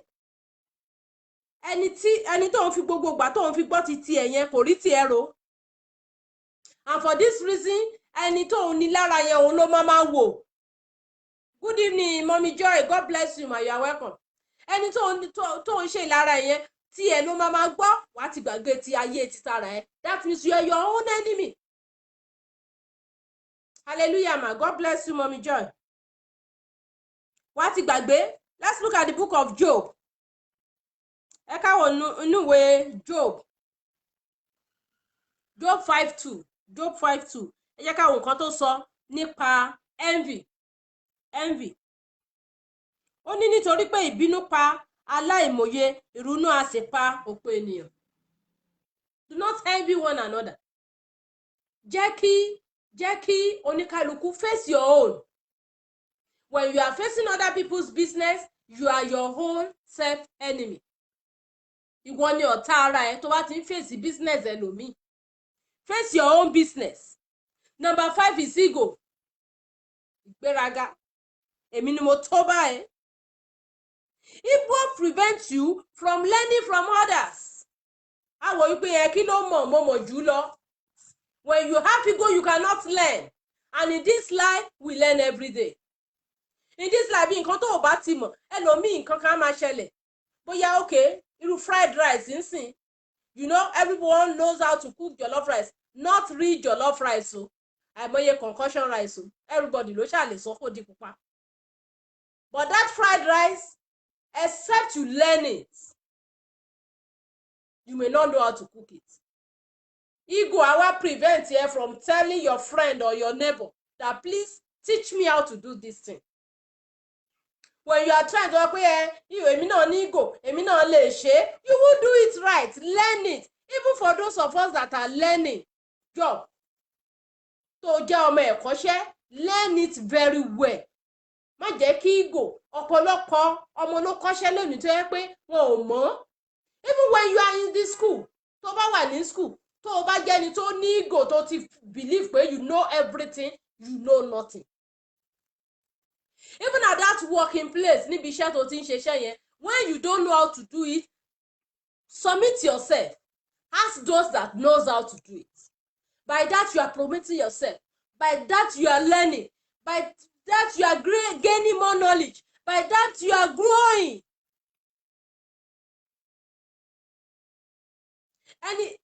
Thank you, mommy. Ẹni tó kọ́ ẹ ní nǹkan lẹ́ni tó dẹ̀ wá mọ̀ yẹn, you can, ó ní ó kọ́ mi, Bíbélì sọ bẹ́ẹ̀, ó ní ó kọ́ mi, mo sì mọ̀ ju olùkọ́ mi lọ. You can know more than that person. And by so doing, wàá mọ̀ ju ẹni yẹn lọ, wàá lè ṣe jù lọ later. That means you have submitted yourself. Submit yourself to learning. Do not allow ego to make you as your own self-enemy. Má jẹ́ kí ego kó sọ ẹ́ di ọ̀tá ara rẹ. Hallelujah. God Almighty will help us in Jesus' name. Number 6, doubt. Òyìn náà fẹ́ dàbí fear. Òun àti doubt yẹn wọ́n jọ ń rìn bákan náà. When you are doubting something, wípé àṣekínní máa ṣe báyìí, it will not work. Ìgbà tó sọ fún Hesekiah wípé okay o, palẹ̀ ilé rẹ mọ́. Olúwa sọ pé kíkú ni ìwọ yóò kú. Ó ti gba ìránṣẹ́ Ọlọ́run gbọ́ lóòótọ́ lọ́lọ́run sọ bẹ́ẹ̀. Ṣùgbọ́n ó fi ẹ̀mí ìgboyà kò doubt Ọlọ́run tó ń sìn. Ó gbóyà ó lọ kọjú Bíbélì sọ pé ó kọjú sí ògiri ó sì bẹ̀rẹ̀ sí ní sọ fún Olúwa, rárá mi ò tí ì fẹ́ kú, mo fẹ́ sìn ọ́. Do not doubt. Ẹ̀mí ẹ̀rù ló mú kí ẹni yẹn kó má bá wọn jọrọ̀ Samaria. Wọ́n ní níwòyí ọ̀la ọ̀wọ́n yóò dọ̀pọ̀ ní Samaria. Oníbàwò ló ṣe fẹ́ ṣẹlẹ̀, wọ́n sì ní ìsinsìnyí ní ọgbà ẹ̀mí rẹ̀ ò ní bá wọn jẹ́. So shun doubt. Ẹ̀mí iyèméjì. Ẹlòmíì á fẹ́ ṣe nǹkan kan, ẹ̀mí iyèméjì àwa máa bá ṣe, á máa ń pẹ́ ṣé kí n ṣe, ṣé kí n má ṣe, ṣé kí n ṣe, ṣé kí n má ṣe. At the end of the day, tẹ́rù bá ń bà á tó bẹ̀rẹ̀ sí ní doubt yẹn, ó lè pàdánù nǹkan tó dára. So shun doubt. Do not allow the spirit of doubtness to work in your life. Fi ẹ̀mí doubt sílẹ̀, má ṣe iyèméjì. Fi iyèméjì sílẹ̀. Má ṣe jẹ́ kí iyèméjì kó jẹ́ òun lá máa gbọ́ máa like. Ẹlòmíì ò lè ṣe nǹkan láì ṣe pé ó sì doubt ẹ̀. Hallelujah. Even somebody that is supposed to help you, tó bá sọ nǹkan fún ẹ tó bá ti doubt ẹ̀, inú ẹ̀ ò ní dùn, kò ní ràn ẹ́ lọ́wọ́ mọ́. Romans 14:1. Let's look at the book of Romans. Romans 14 verse 1. Romans 14. Yes. Ó ní ṣùgbọ́n ẹni tí ó bá ṣe àìlera ní ìgbàgbọ́, ẹ gbà á ní àìtọpinpin ìṣiyèméjì rẹ̀. Ẹni tó ṣe àìlera ní ìgbàgbọ́, ẹni tí ò gbàgbọ́, ẹni tó ń doubt. Wọ́n ní jẹ́ ká lọ sí program yẹn, á ní ṣé ó lè tán ṣòro òun ṣá. Tó bá ti ní spirit of doubtness in your mind, kò sí nǹkan tán lè ṣe nínú program kó ṣe. As we are online right now, àwọn èèyàn kan wà tó jẹ́ pé wọ́n á gba ìtúsílẹ̀ because they have the faith. Ẹlòmíì ò gbàgbọ́ wípé wọ́n lè gbàdúrà fún òun lórí ìlà kí àdúrà òun dẹ̀ gbà. Whereas I receive miracles every day. Mo ń gba testimonies every day. Ẹni míì wà tó jẹ́ pé mi ò tiẹ̀ la ojú mi ìrírí, tó jẹ́ pé just on call, just prayer. Àwọn tó bá dẹ̀ ti ní faith, ìgbàgbọ́ ẹ̀ máa mú lára dá. There are so many times Ọlọ́run á ní ká gbé omi wá sórí program yìí, tá a gbé wá àwọn iṣẹ́ àmì ti iṣẹ́ ìyanu Ọlọ́run dẹ̀ máa ṣe. Ìrẹ̀wẹ̀sì ọkàn. Yes. God bless you, Mommy Rama. Ara àwọn tó lè testify to the goodness of God lórí bíbá yìí ni. So when you have the spirit of faith, tí faith or tí ìgbàgbọ́ ẹ tó jẹ́ no shaking. Bọ́n bá ṣe ń sọ báyìí bí àṣẹ ọ̀rọ̀ bá ti ń jáde tó bá ti ń claim ẹ̀, it will happen in your life. Wàá wá rí pé ìyanu akàndédé ṣẹlẹ̀ ni. It is you. No matter how strong I am in faith, if you are doubting it, it will not work for you. Once I say it is well with you, if you believe that it is well with you, surely it is well. Ó ní mo máa ń sọ. When you are in a congregation tó sọ pé ẹ̀mí Ọlọ́run sọ pé yá na ọwọ́ rẹ sókè ká ṣe àdúrà sọ bí eléyìí tó dẹ̀ bá wọn nawọ́ sókè tó ṣe, it will surely happen. But ẹlòmíì nínú àdúrà tó wá ní yá raise up your hand and tell God. Ìgbà yẹn la gbọ́wọ́ sílẹ̀ á ní kí náà tiẹ̀ ń sọ gan. Torí pé ó ń wò ó wípé òun mọ̀ ju ẹni yẹn lọ. Do it. Even if it is a small girl or small boy lọ́lọ́run ń lò ní time yẹn, the spirit of God will be speaking to him, to his ear or his heart, to tell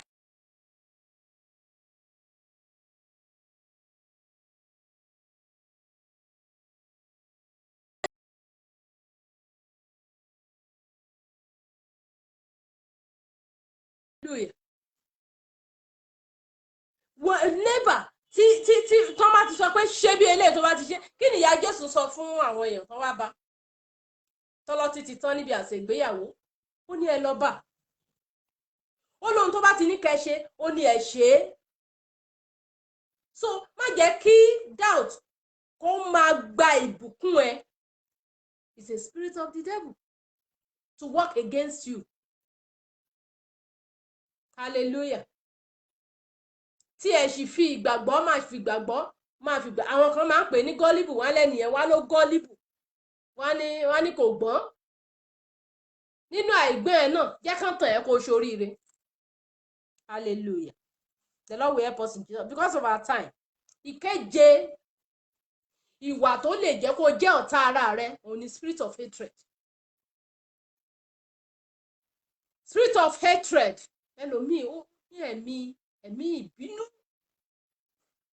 inú akọ̀dédé máa bí akọ̀dédé ríyàn kan á ní I hate him, I hate her. Spirit of hatred yẹn á dẹ̀ wá ṣe tó gẹ́ wípé á wá máa ṣe iṣẹ́ ibi. Ẹ jẹ́ ká wo inú ìwé Genesis. Hallelujah. Genesis chapter 29.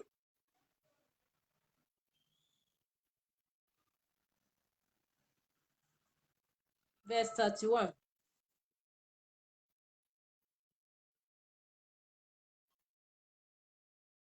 Genesis 29, 31.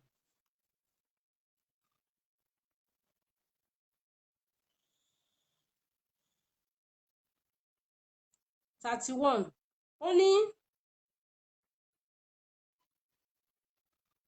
nígbà tí Olúwa sì rí i pé a kórìíra Líà ó ṣí i nínú ṣùgbọ́n Rákẹ́lì yàgò. Hallelujah. Wọ́n ètì Líà ṣùgbọ́n Ọlọ́run nífẹ̀ẹ́. Wọ́n náà má sọ pé nílé ọkọ ẹ wọ́n ètì ẹ kíníkan Ọlọ́run bá ti fẹ́ràn ẹ you will make it because they hate Líà. Ọlọ́run wá mú inú Rákẹ́lì yẹn ó ṣe. Hallelujah. Ó wá ṣí inú Líà. Kí nìdí tó fi ṣí ni pé wọ́n ètì ẹ̀. Ọlọ́run wá sọ fún ọ wípé èmi fẹ́ràn ìránṣẹ́ yìí o. Bẹ́ẹ̀ lọ́lọ́run ṣe máa fẹ́ràn ẹ lórúkọ Jésù. Bẹ́ẹ̀ Ọlọ́run ṣe máa fún ẹ ní ẹ̀dùn ọkàn rẹ in the mighty name of Jesus. Níbo la ti ètì ẹ, níbo la ti kórìíra ẹ, Ọlọ́run máa fẹ́ràn ẹ níbẹ̀. Ọlọ́run máa sọ ẹ di orí wọn. Ọlọ́run máa jẹ́ kó jọba lórí wọn in the mighty name of Jesus. Àwọn tó ń ṣàmì òsì lórí ìlà mi ò rí wọn bí o. Hallelujah. Ṣé àmì dáadáa. Mo níbi tá a ti kórìíra rẹ ọ̀run máa jẹ́ kí wọ́n fẹ́ràn rẹ níbẹ̀. Ọ̀run máa ṣe ohun tó jẹ́ wípé wọ́n á fi máa gbé ẹ gẹ̀gẹ̀ in the mighty name of Jesus. Hallelujah. Another enemy of self is unforgiveness. In fact, topic yẹn gan ni mo fẹ́ kọ́ lẹ́ni àìní ẹ̀mí ìdáríjì. Ẹlòmíràn ní ó ti dáríjì ṣùgbọ́n ó ti ẹ̀ lè gbàgbé láéláé. Ó ti dáríjì ó lè gbàgbé láéláé ó dẹ̀ sì tún fi hùwà sí. It is not of God. Forgive and forget. Dáríjì pátápátá kò dẹ̀ gbàgbé gbogbo nǹkan àṣìṣe tó ti ṣe sí ọ. Nípa eléyìí Ọlọ́run náà máa wá dárí ẹ̀ṣẹ̀ ti ẹ jì ẹ́. Very soon I'm seeing bóyá this week náà ni mo ṣe máa treat for forgiveness. When you have the spirit of unforgiveness, you are debarring yourself from going higher. Then when you have the spirit of unforgiveness, you will not live a free life. Tẹ́ni yẹn bá ti ń bọ̀ bẹ́ẹ̀ àyà ẹ̀gàn akọ́kọ́ já pé lágbájá ń bọ̀. So bá wà mú spirit of unforgiveness mú kúrò nínú ayé ẹ, that means you are not. Àìmọye èèyàn tó jẹ́ pé they are miracle, they are prayed, they are fasted, they are done every good thing. Wọ́n ti ṣe gbogbo nǹkan tó yẹ kán ṣe tó yẹ pé ẹ̀mí àìní ìdáríjì yẹn ò jẹ́ kí ire wọn ó sì tẹ̀ wọ́n lọ́wọ́. For this reason, please shun the spirit of unforgiveness. Forgive those that have offended you. Nínú àdúrà Olúwa ó ní dárí ẹ̀ṣẹ̀ wa jì wá bí a ti ń dárí ẹ̀ṣẹ̀ jì àwọn tó ṣẹ̀ wá. Forgive those that have offended you so that you also you can receive forgiveness. Whenever we are praying, we say, Lord, forgive me. Use your blood to wash. God will not use his blood to wash away your sin if you are holding somebody in bondage. Let me tell you one thing. Ẹni tó ò dáríjì yẹn, ó fi sínú ìdè 50%. and you yourself, you are in 50% bondage. How do you now want to let loose? How do you want to go forward? And you will be praying, you will be fasting, prophets will be praying for you, prophets will be praying for you, pastors will preach, they will pray. You are causing the problem. Ìwọ ló ń fà tó ń fa ọwọ́ miracle yẹn, tó ń fa ọwọ́ ago yẹn, tó ń fà sẹ́yìn. I pray if you are in that condition, if you are in that situation today, the Lord will deliver you in the mighty name of Jesus. Another one is lying. Ẹlòmíì ò lè bá òótọ́ ọ̀rọ̀ lẹ́nu ẹ̀. Bó ṣe máa ṣe ṣekúṣẹyẹ ní. A máa ro ẹjọ́ ilé, àròfẹ́lẹ̀, àrò ẹjọ́ ilé, àtúgbẹ́tẹ̀lé, àtúgbẹ́ lọ, àtúgbẹ́tẹ̀lé, àtúgbẹ́ lọ. A ṣá make sure wípé òun pa irọ́ káàkiri láti máa ṣe orí àwọn èèyàn mọ́ra, láti make sure pé bóyá òun nìkan. And let me tell you, irú wọn àṣírí wọn máa ń tú. Ìgbà táṣírí wọn máa tú, àwa gbé ìjẹbẹtẹ, àwa gbọ́mọlé wọn lọ́wọ́, wọ́n wá dẹni ibi láàrin àwọn èèyàn. Hallelujah. Please show like sórí tó bá even tó bá jẹ́ obìnrin lé.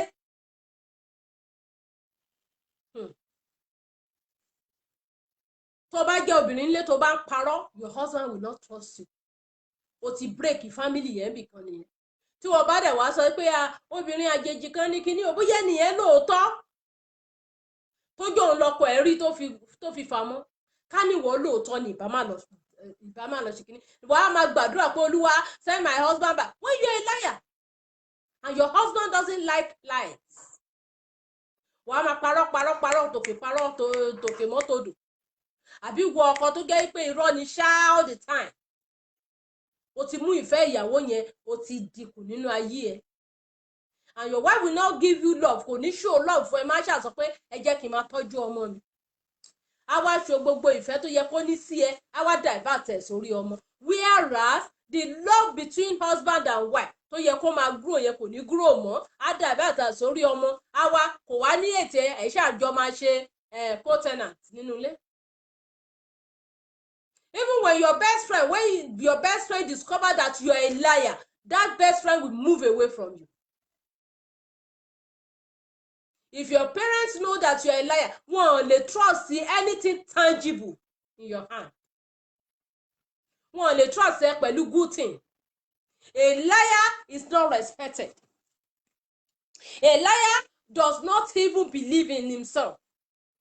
Ẹni tó bá parọ́, òun gan fún ara ẹ̀. Oh, kò lè trust ara ẹ̀. You cannot trust yourself when you are a liar. You can never trust yourself. Torí tó bá sọ nǹkan tó jẹ́ pé o mọ̀ pé irọ́ ló pọ̀ ní ẹnu ẹ. So anybody ò lè sọ nǹkan fún ẹ kó o gbàgbọ́, o dẹ̀ lè gba ara ẹ gbọ́.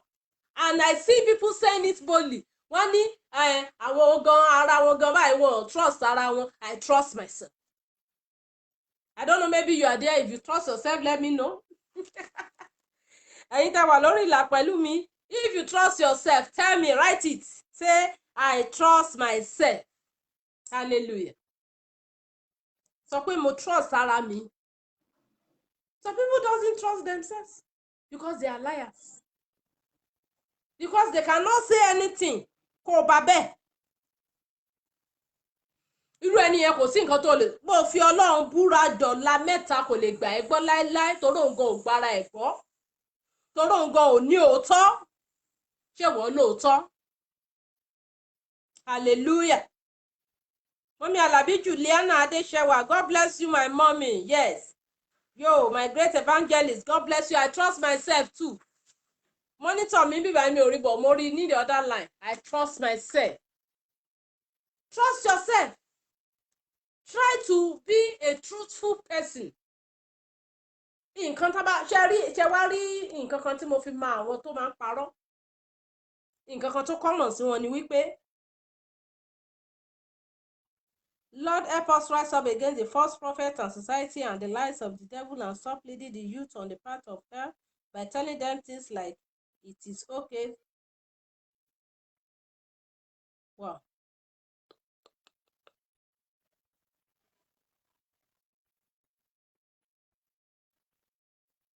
Okay. Please write there, I trust myself. Jẹ́ ká trust ara wa. Jẹ́ ká máa sọ òótọ́ ní gbogbo ìgbà. máa sọ òótọ́, jẹ́ kí òótọ́ jẹ́ kó jẹ́ watchword rẹ, jẹ́ kó sọ pé nǹkan tó bá ti sọ òótọ́ ni. Má máa manipulate things. If you are a liar, your husband will not respect you. If you are a liar, your wife will not respect you. If you are a liar, your siblings will not respect you. Àwọn parents ẹ̀ gan tó bá jẹ́ pé àwọn ẹ̀ lọ pé lágbẹ́jẹ́ wá lásọ òótọ́ ọbẹ̀. So when you are a liar, you are offending yourself. You are debarring your own progress. Hallelujah. The last point I'm going to talk about today is pride. Ìgbéraga. Àìlèrẹ́ra ẹni sílẹ̀. Ìgbéraga kì í jẹ́ kéèyàn learn from others. You will say, oh, I can do it. Oh, I'm the one that knows it. I know everything. Hallelujah. Wọ́n máa sọ pé ìwọ ló mọ gbogbo ẹ̀, kò sẹ́ni tó mọ̀ tó ẹ. Hallelujah. Ìgbéraga. Shun pride. Rárá ẹ sílẹ̀. Bíbélì gan sọ ó ní ẹnikẹ́ni tó bá ra ara rẹ̀ sílẹ̀ ó lóun ni a ó gbéga. When you shun pride, tó bá o ego ẹ, to lower your ego, you will enjoy your own self because you will learn more. Be somebody tó ń serve others. Serve àwọn míì. Má ṣe ìgbéraga. Mo rí ẹni tó jẹ́ pé nígbà tí wọ́n wà ní school, òun ló ń dáná, òun ló ń ṣe oúnjẹ, òun ló ń bá ọmọ ọ̀rẹ́ ẹ̀ ńlá pọnmi. Náà rò pé bóyá ṣe ni wọ́n ń ṣe ṣàìgá ìgbà yẹn tó jẹ́ pé òun ló ń ṣe gbogbo iṣẹ́ yẹn. And today òun ló tún bọ́ wọn.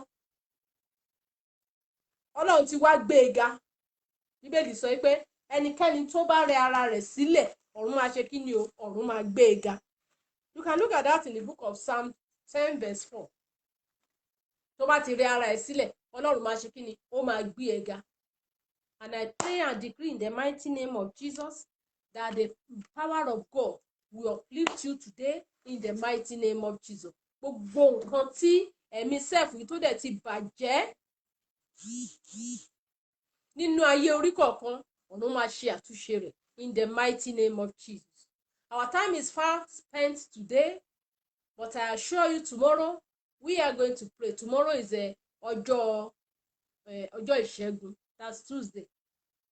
So please, we are going to meet tomorrow again by special grace of God.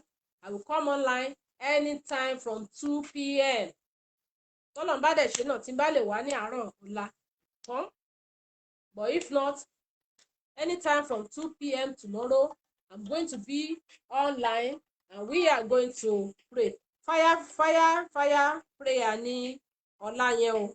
Lórúkọ Jésù, àdúrà rẹ̀ á sì gbà in the mighty name of Jesus. So today I just advise us that all the enemies of self enemies tí mo ti sọ lénìí, tí ẹ̀mí Ọlọ́run ti ràn mí lọ́wọ́ láti sọ̀rọ̀ lé lórí, I want us to deal with them. Deal with them. Let them live your life. Let them be minus them from your life. Be somebody that will live a new life. Live a new life. Jẹ́ kí ìgbé ayé ọ̀tun kó wọnú ayé ẹ. Bẹ̀rẹ̀ sí ní gbé ìgbé ayé ọ̀tun. Become a new creation. Become a good person. Jẹ́ ẹni tí a lè fi ọwọ́ ẹ̀ sọ̀yà wípé yes.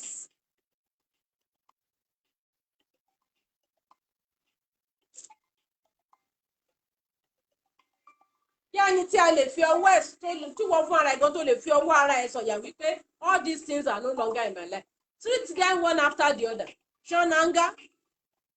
Mú envy kúrò nínú ayé ẹ. Then say the truth all the time. Máa sọ òótọ́. Àwọn nǹkan ṣe rí òfin kò séèyàn tó ń ṣe nǹkan tí ò dáa tí ò mọ̀ pé òun ṣe nǹkan tí ò dáa. Kò séèyàn tó ń ṣe ibi tí ò mọ̀ pé òun ṣe ibi. Kò séèyàn tó ń bá wọn tẹ́lẹ̀ làkejì ẹ̀jẹ̀ tí ò mọ̀ pé òun bá ti ọmọ làkejì ń jẹ́. So for this reason, shun all those things and please face God. Do the will of God, and God Almighty will be with you in the mighty name of Jesus. Mo gbàdúrà fún gbogbo àwa tí a bá lè ṣe àmì. Hello? Ẹ kálẹ́ o.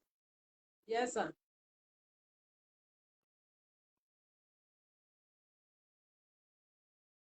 Yeah, a ṣì wà online báyìí. A ṣì wà online. Praise the Lord. So mo máa gbàdúrà fún wa ní àṣálẹ́ yìí. Nẹ́tíwọ̀kì yẹn ń ṣe ségesège ní ọ̀dọ̀ àwọn kan wọn lè wọlé padà. But I'm going to pray with us tonight. And after this prayer, the Lord will answer your prayers in the mighty name of Jesus.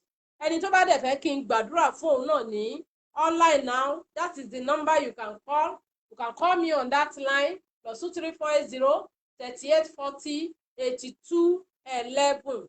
+23480 3840 8211. You are in Nigeria, 0038 40 8211. You can call in or you come online. Ẹ lè wọlé sí online kí gbogbo ayé kan máa wò yín bó ṣe ń wò mí yìí.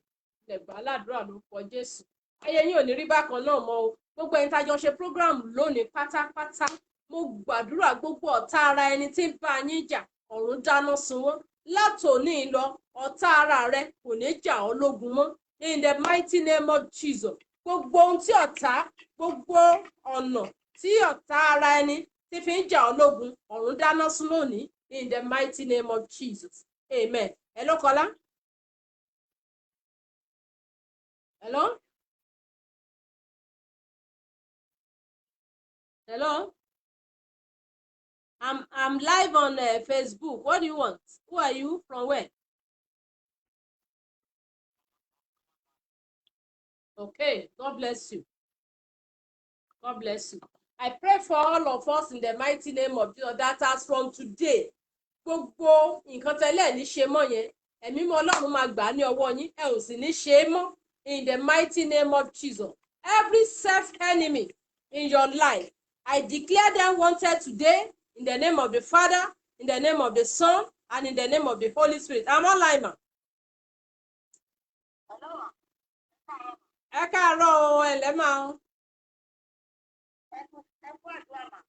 Àdúrà wa gbà lórúkọ Jésù. Ẹ nílò. Okay. Mo gbàdúrà lórúkọ Jésù, ọ̀run kó súre fún yín. Agbára Ọlọ́run kó dì yín mú. Òkè ìṣòro yín Ọlọ́run sọ di pẹ̀tẹ́lẹ̀. Iná Ọlọ́run rọ̀gbà yí yín ká. Ọfà ọ̀tá ò ní bà yín. Ogun àlákàlà dópin. Ogun àlákàlà dópin. Lórúkọ Jésù mo ní ogun àlákàlà ìdópin sẹ̀. Ẹnu àṣẹ ni mo fi sọ mi ò dálábàá. The early mundali kawa. Rimbo seri munta. The early muntario. Ìwé ẹ̀mí àlákàlà nínú ayé mọ̀mọ́ yìí lórúkọ Jésù ó yá dágbére fún wọn. Mo ló dágbére fún yín. I decree by the fire of God, Holy Ghost fire, destroy it in the name of Jesus. Mo ní bí ẹ̀mí bó ṣe ń jóná run nínú ayé yín kò ní wá sínú ayé mi. Kò ní wá sínú ayé ọmọ mi. Lórúkọ Jésù ọ̀run ṣẹ́ ogun náà ní àṣẹ wọlẹ̀ lónìí. So shall it be in the mighty name of Jesus. Láti èní lọ, Miarika Seri Muntauriwa. Ọ̀rọ̀ Ọlọ́run nínú ìwé Psalm 4 ó ṣẹ mọ́ yín lára wípé ó sì fi ire fún àwọn tirẹ̀ ní ojú oorun. Ire ojú oorun ni mo pè sínú ayé yín lónìí lórúkọ Jésù. Ó yẹ lọ máa rí ayọ̀ àti ire lójú oorun. Mo ní ire ojú oorun kó bẹ̀rẹ̀ sí ní jẹ́ titi yín. Ayọ̀ ojú oorun kó bẹ̀rẹ̀ sí ní jẹ́ titi yín. Mommy, I decree and declare gbogbo nǹkan tá a ti gbà lọ́wọ́ yín láti gbà lọ́wọ́ yín nípasẹ̀ ojú oorun lórúkọ Jésù ẹ̀mí ọ̀run dá wọn padà lónìí.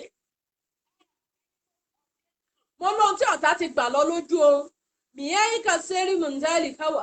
Ohun tí a ti fi ẹ̀tàn gbà lọ lójú oorun. Ohun tí a ti fi àlákàlà gbà lọ lójú oorun. Lónìí bí mo ṣe ń gbàdúrà fún yín lọ́wọ́lọ́wọ́ lórúkọ Jésù ẹ̀mí mímọ́ ó yá fi iná dá a padà. Láti òní lọ mọ́mì ká wà ní àlàáfíà. àlá ayọ̀ kó bẹ̀rẹ̀ sí ní jẹ́ tiyín. Ire ayọ̀ kó bẹ̀rẹ̀ sí ní jẹ́ tiyín. Ó ní nígbà tí Olúwa dá ìkó lọ sí òní padà wọ́n dàbí ẹni tí ń lá àlá. Mi akwa salimu ntauri alikata elimu nta elimu ntauri wase. Mo pa á láṣẹ lórúkọ baba lórúkọ ọmọ lórúkọ Ọlọ́run ẹ̀mí mọ́. Ohun gbogbo tí ọ̀tá ti gbà lọ́wọ́ yín ọ̀run dá wọn padà. Láti òní mo pàṣẹ lórúkọ ńlá Jésù, agbára ayé kan kò tún yọ yín lẹ́nu mọ́. Ogun ayé kan kò tún yọ yín lẹ́nu mọ́. Gbogbo yìí sì ti ń ṣẹ́ lórúkọ ńlá Jésù kó ṣẹ́ ní àṣẹ wọlẹ̀. Ó rí bẹ́ẹ̀ ó ṣe bẹ́ẹ̀. Jésù Kristi Olúwa wa. Àmín, àmín, àmín lórúkọ Jésù. God bless you, mommy. Thank God. Bye. Rárá mi ò ní lálẹ́ ní mo dọ̀la.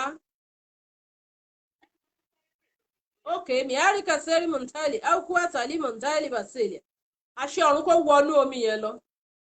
Lórúkọ ńlá Jésù, Ọlọ́run sọ omi yẹn di omi agbára. Ó sọ ọ́ di omi ìṣẹ́gun. Tẹ́ bá ti lo omi yẹn báyìí, ó yá mi àríkà sẹ́rí mọ̀ntálì, gbogbo ìṣòro, ó yá òkè ìṣòro kó wọlẹ̀ lọ. Ẹ ò ní ayọ̀ ànídalẹ́.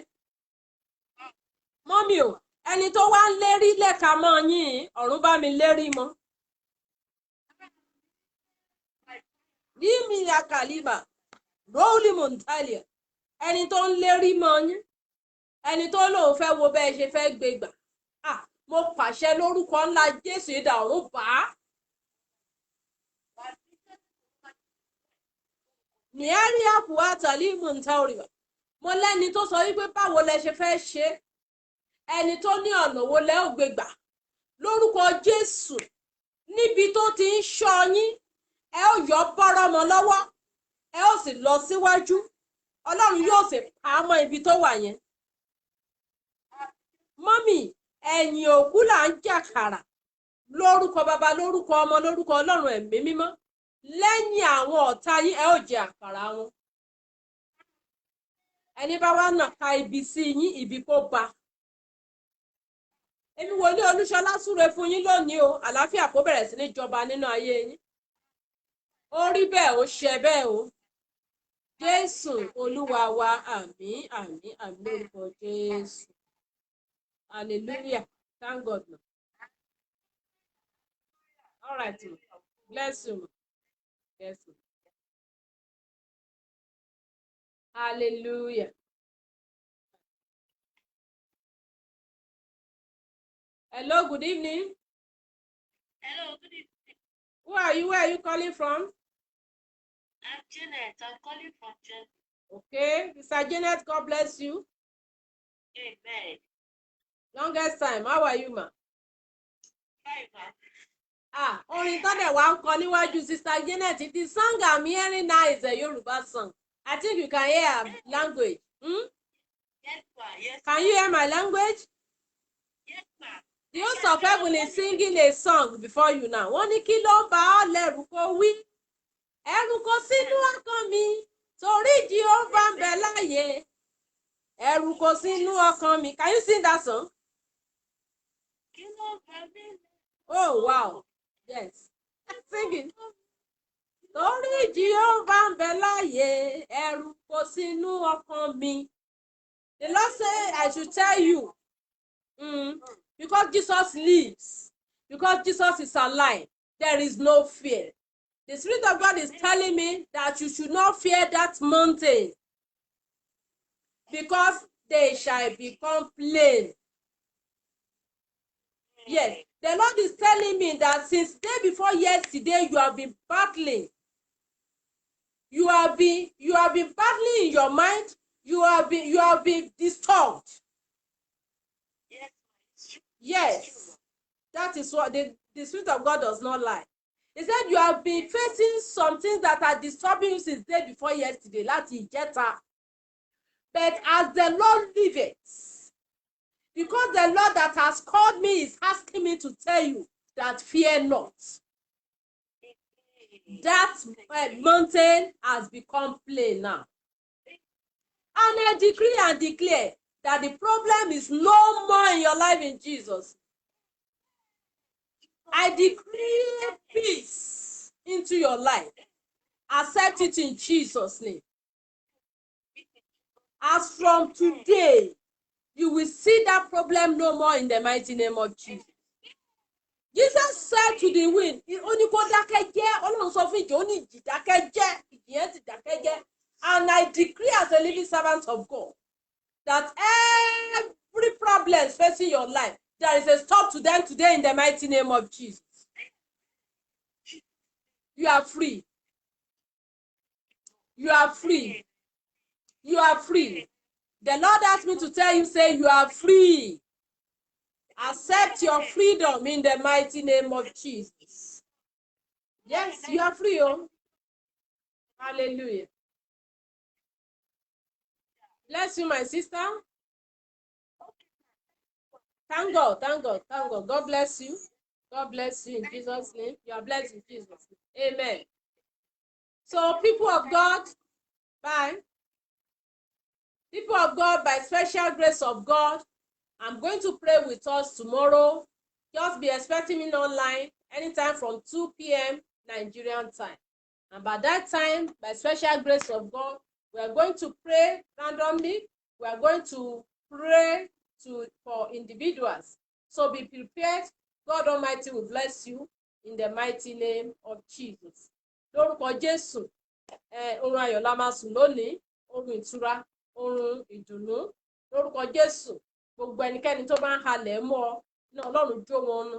Lórun orun tó máa sùn lálẹ́ gan, ó rí ọwọ́ Ọlọ́run, wàá rí ògo Ọlọ́run, wàá rí ẹwà Ọlọ́run. Lórúkọ Jésù, ojú rere Ọlọ́run á yí ọ ká, ìwà Ọlọ́run á yí ọ ká. Ohun gbogbo tó ń fẹ́ ní rere Ọlọ́run máa ṣe fún ọ. À ń súnmọ́ ọdún bá ọdún súnmọ́ wa, Ọlọ́run máa jẹ́ kí o ṣe ọdún ayọ̀. Lórúkọ ńlá Jésù, inú ẹ̀ á dùn, ọkàn rẹ̀ á balẹ̀. Ohun tó bá ṣe yóò sì máa ṣe déédéé. Ó rí bẹ́ẹ̀, ó ṣe bẹ́ẹ̀ o. Jésù Kristi Olúwa wa. Àmín, àmín, àmín ní orúkọ Jésù. God bless you all in Jesus' name. My name once again, for those that are seeing me for the first time, is the Prophetess Olushola from the Light of God Evangelical Mission ní Ekiti State, ní Ado Ekiti, Ekiti State, Nigeria. That's where I'm broadcasting from. And one of the prophets, the ministers on God Reign platform on Facebook. Please go and like and love our page. Follow God Reign, and the Facebook will be notifying you whenever we are online. By special grace of God, I plead that God will allow me to be online tomorrow to pray with all of us. I say, I love you all in the name of Jesus. Remain blessed in Jesus' name. Lórúkọ Jésù, ayọ̀ rẹ ó ti dé o. Àríra ní ọ̀la lágbára Ọlọ́run. Jésù Olúwa wa. Àmín, àmín, àmín lórúkọ Jésù. Our four-timers, God bless you in Jesus' name. Hello, I'm online. Mo wà online. Very soon, màá pè padà. So, God bless you all. I, Prophetess Olushola, I love you. Akúpalẹ̀mọ́ ọdún o, lórúkọ Jésù, ọdún ayọ̀ la máa ṣe. And let me use this opportunity to invite all of us to my annual Thanksgiving anniversary in the Church of God tí Ọlọ́run fi mí ṣe olórí ẹ̀. So, Sunday yìí ni anniversary wa. I'm expecting all of you to come and rejoice with us. Come and bless the name of the Lord with us. And as you come, God Almighty will bless you in Jesus' name. Bye for now. Till tomorrow, in the mighty name of Jesus. I cover you all with the blood of Jesus. Amen. Bye for now.